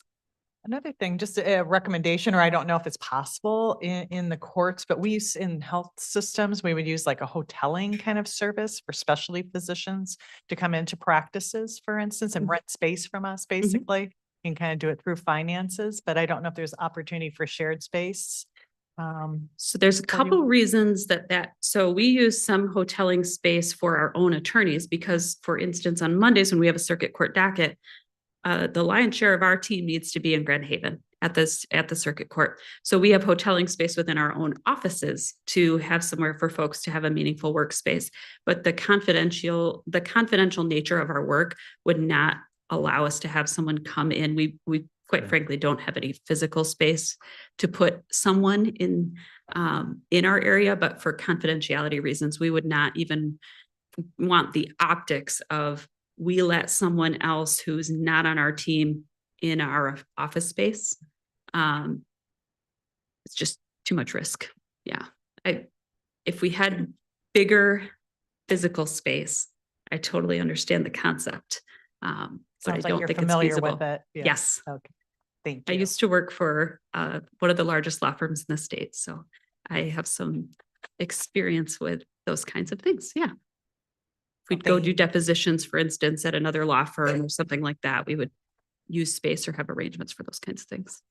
Well, you can use hoteling even, I mean, like interdepartmentally though, too. So it's not, people who work for the court, our court system, Ottawa County court system, can actually hotel in space that might not be, I hate to use the word inhabited because it's probably one, but it does describe it, but just, 5 days a week, for instance. What is an example of that where a court employee would want to hotel? If you're, I don't know where you're specifically running out of space, but if are all desks basically, do they have somebody in front of them 5 days a week? Yes. They do. Okay. Yes. And we have some cubicles set up for our investigator and social workers to share space, which is working, but is not ideal. Yeah. Just looking for a short-term solution for you. Okay. Yeah, I appreciate that. I appreciate that. Thank you. Welcome.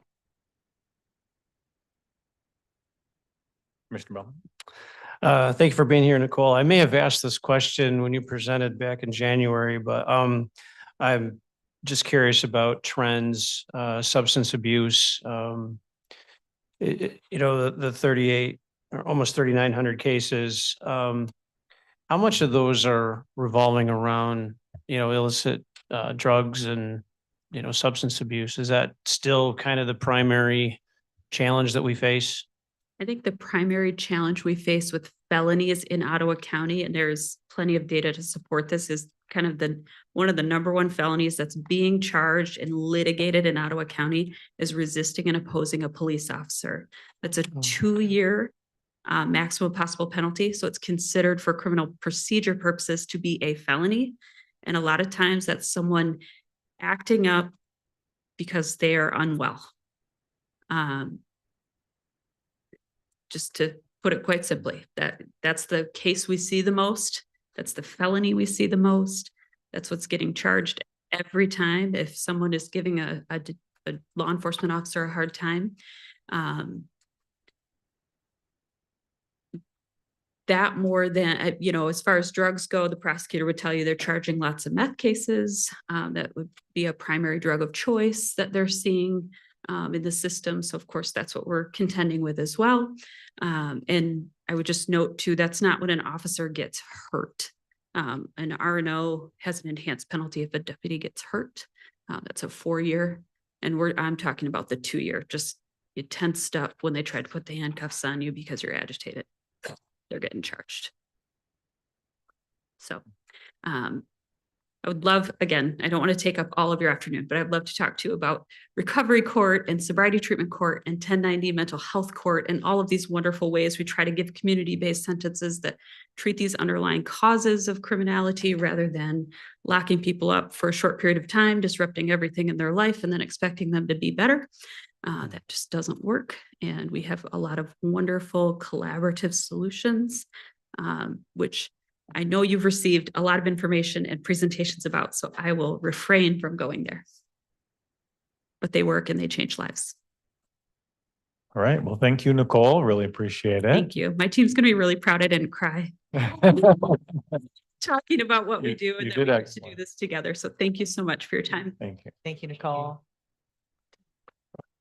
And I would just, I would actually love to invite you to come back to talk more about us, more about that with Okay. us.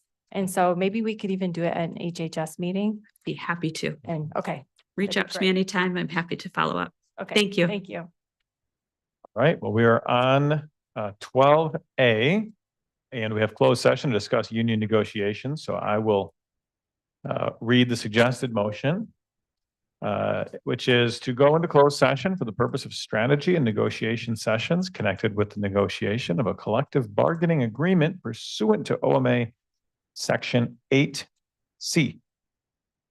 I get a motion, please? So moved. Support. Motion and support. We're going to go to a roll call vote unless anyone has any comments. It does require 2/3. Mr. Clerk, will you please call the roll? Yes, sir. Mr. Belknap, Yes. Mrs. Curran. We'll come back. Ms. Cosby, Yes. Mrs. Rhodey, Yes. Mr. Zylstra, Yes. Mrs. Wenzel, Yes. Mrs. Miedema, Yes. Mrs. Ebel, Yes. Mr. Bergman. Yes. And Mr. Moss. Yes. And we do have the number of votes needed. Wait one moment and there you go. And Mrs. Curran. Yes. Thank you. Okay, great. Well, we will go to closed session. If everyone could try to head back to the room in like 5 minutes.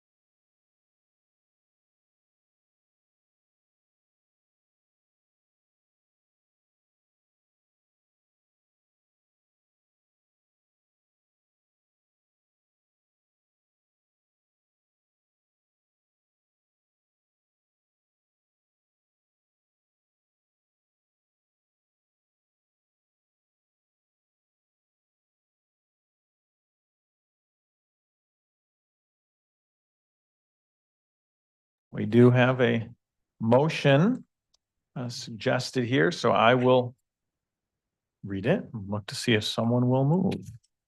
I motion, let's see, suggested motion is to ratify the following negotiated contract, Police Officers Association of Michigan. So moved. Second. Okay, any discussion? Seeing none? Mr. Clerk, do we need a roll call for this? So because of the. There's probably yeah, yep, let's do a roll call vote. Ms. Cosby, Yes. Mr. Bergman. Sorry, can't keep up, guys. Mr. Zylstra, Yes. Mrs. Wenzel. Abstain. Abstain. Abstain. Okay. And Oh. you I can, don't- you can You can You can vote at this one. vote on this one. I can on this one. Yes. Yeah. Okay. Yes. Mrs. Miedema, Yes. Mrs. Curran, Yes. Mrs. Ebel, Yes. Mr. Belknap, Yes. Mrs. Rhodey, Yes. and Mr. Moss. Yes. And the motion passes. Okay, we have next up another closed session to discuss, let's see, acquisition of property. This is coming from Parks. The suggested motion is to go into closed session under Section 8D of the Open Meetings Act to consider the purchase or lease of real property. Could I get a motion, please? So moved. Support. A motion and support. Any discussion? Go to the clerk for a roll call vote. Yes, sir. Mrs. Wenzel, Still that, yes. Mrs. Curran, Yes. Mr. Belknap, Yes. Mrs. Rhodey, Yes. Mrs. Miedema, Yes. Mrs. Ebel, Yes. Ms. Cosby, Yes. and Mr. Moss. Yes. And we have the required 2/3. All right, we have Jason here with us. Thank you, Jason, and we will head right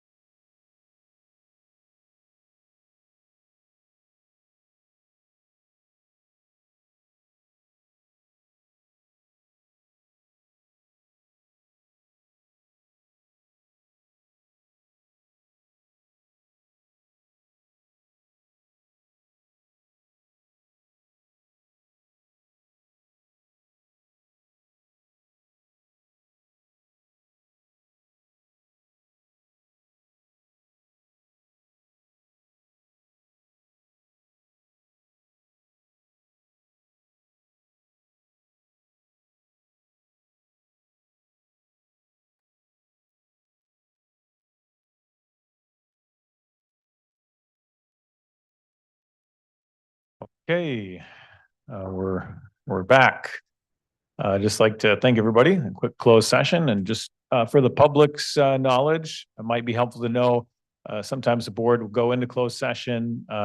There's limited reasons that we can. One such reason would be like we just did to, discuss or consider like the purchase of property. And so sometimes the details of that need to be closed temporarily while they're discussed, and or while there's negotiations going on, that kind of thing. And if anybody else has any other comments on that, I'd be happy to hear them. I think personnel is the other. There are three reasons and I'm trying to remember. But yeah, finance, personnel, and one other. Then we go to closed. Yep, it's pretty specific reasons, yeah. Okay, so we are up to public comments. Number 13, is there anyone here in person who would like to address the board?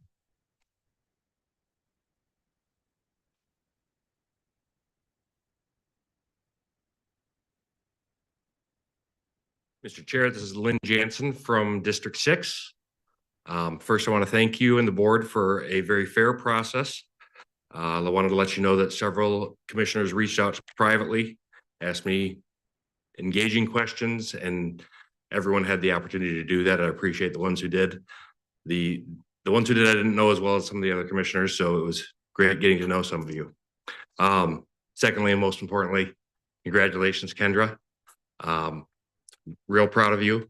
Having served on a board with Kendra, I'm confident that she will serve this community very, very well. And congratulations to our county for now having the strong 7. Thank you. Thank you, Lynn. Anyone else?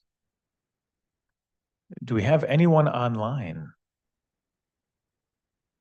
Currently, there is no one online wishing to public comment, Mr. Chair. All right, we have one more in person. Welcome. Good afternoon, commissioners. Welcome. My name is Alpha Mansouri. I'm from Holland Township. The subject of my comment, we got to talk. If you're a husband like me and you hear these words from your wife, it almost always throws you into a momentary shock.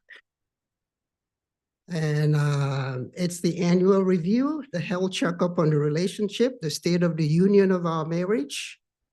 And so if you have done the regular maintenance of the marriage requirements, it need not be a taxing affair. So this morning I had an opportunity to drop off my vehicle for a regularly scheduled maintenance for service repair. I was provided with a rental car.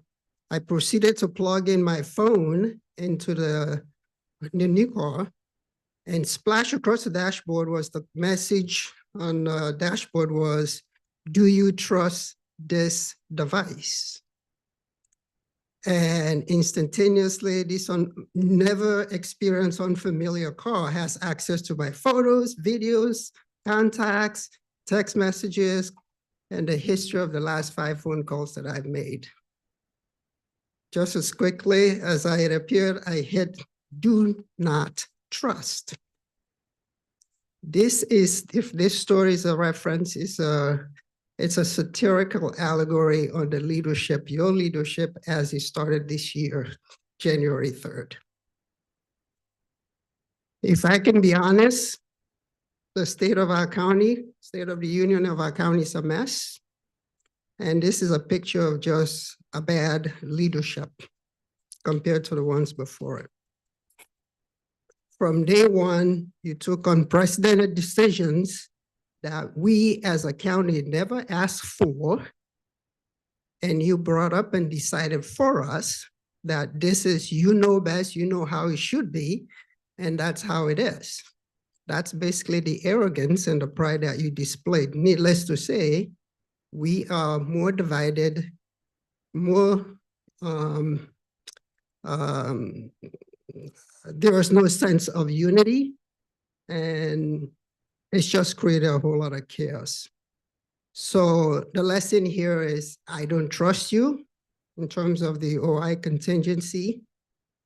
But I am hopeful that the new year brings some changes. And we have this capacity to change because change requires new learning. And so as you learn your job this first year, we'll give you the benefit of the doubt. But we're grateful. Thank you. Thank you. Is there anyone else in person who would like to address the board? Right. We do now have 2 online public comments, Mr. Chair. Excellent. All right. First public comment is Joe Spalding. Joe, if you could just unmute yourself, and we have 3 minutes. Awesome. I'm probably going to need 1. I just wanted to welcome Kendra to the board. I'm as excited to have her present as she was to flippantly try to accuse me and my friends of fraud before Justin corrected her, even though she didn't know all of the facts. I look forward to her trying to understand the facts at a deeper level before she rushes to action as a commissioner.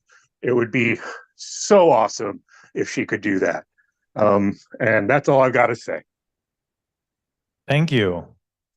And there's a second person. And the next person is Joseph McCarter. And Joseph, you have 3 minutes if you would unmute yourself. Yes, Joseph Purnell McCarter, and I am in Commissioner Kendra Wenzel's district. I want to entitle my comments as a list of thanks. First of all, I am thankful Kendra Wenzel is now representative for my district, and I want to congratulate her for this honor to serve. Second, I want to thank the board for the opportunity to have interviewed me and to be considered as part of the process. 3, I believe the process for selecting a replacement for Commissioner Terpstra was very good and fair, and I'm thankful for that process. 4th, I want to thank the board for considering goals I have proposed and offer to volunteer my time to help implement them, such as a county-wide neighborhood watch network to serve a number of different functions, and a special committee to study the county's energy status and make recommendations. 5th, I want to thank all of the board members for your conscientious service to the community. It is not an easy job you do. In summary, thanks. Thank you. All right. No more online? That's all we have. Okay. Seeing as there is no more public comment, we'll move to 14, additional business. Administrator Gibbs, is there anything additional you'd like to report? Just a few small things here. We are completing interviews for the Veterans Director position. We expect to have a choice by the end of this week. So that is moving along well. Strategic planning is moving along well. We have a good framework for what we're going to ask the departments to provide in terms of data. I think Gretchen will be very, very happy. We're looking very heavily at cost of service delivery and what that means on a per department basis. So we can actually look at these numbers, compare it to benchmarks, and compare it to those around us, so we can actually know how we're doing, and the department's going to be able to tell their story, and that commissioners and myself can really be able to understand on a comparative basis how we're doing by the numbers. So I think it's going to be a very good process. We've now ratified 7 out of 7 collective bargaining agreements. So want to thank all of our team here for going through those and getting those to the finish line. So that's it for me.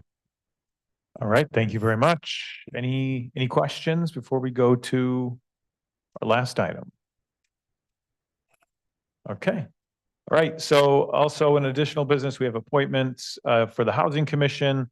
And we have one member, Clint, who's I'm going to reappoint to that position, and also a new member. And so that would be Pat Harmon. I'd like to also thank Talent and Recruitment and the others who helped with this process, and for everyone who submitted information, applications, and wanted to be considered. We did have several people, so very thankful for that. But past that, I'm very excited to see what Clint and Pat will continue, either continue or bring to the Housing Commission. Any final comments, or seeing as we're complete? Welcome, Kendra, to the board. Looking forward to working with you.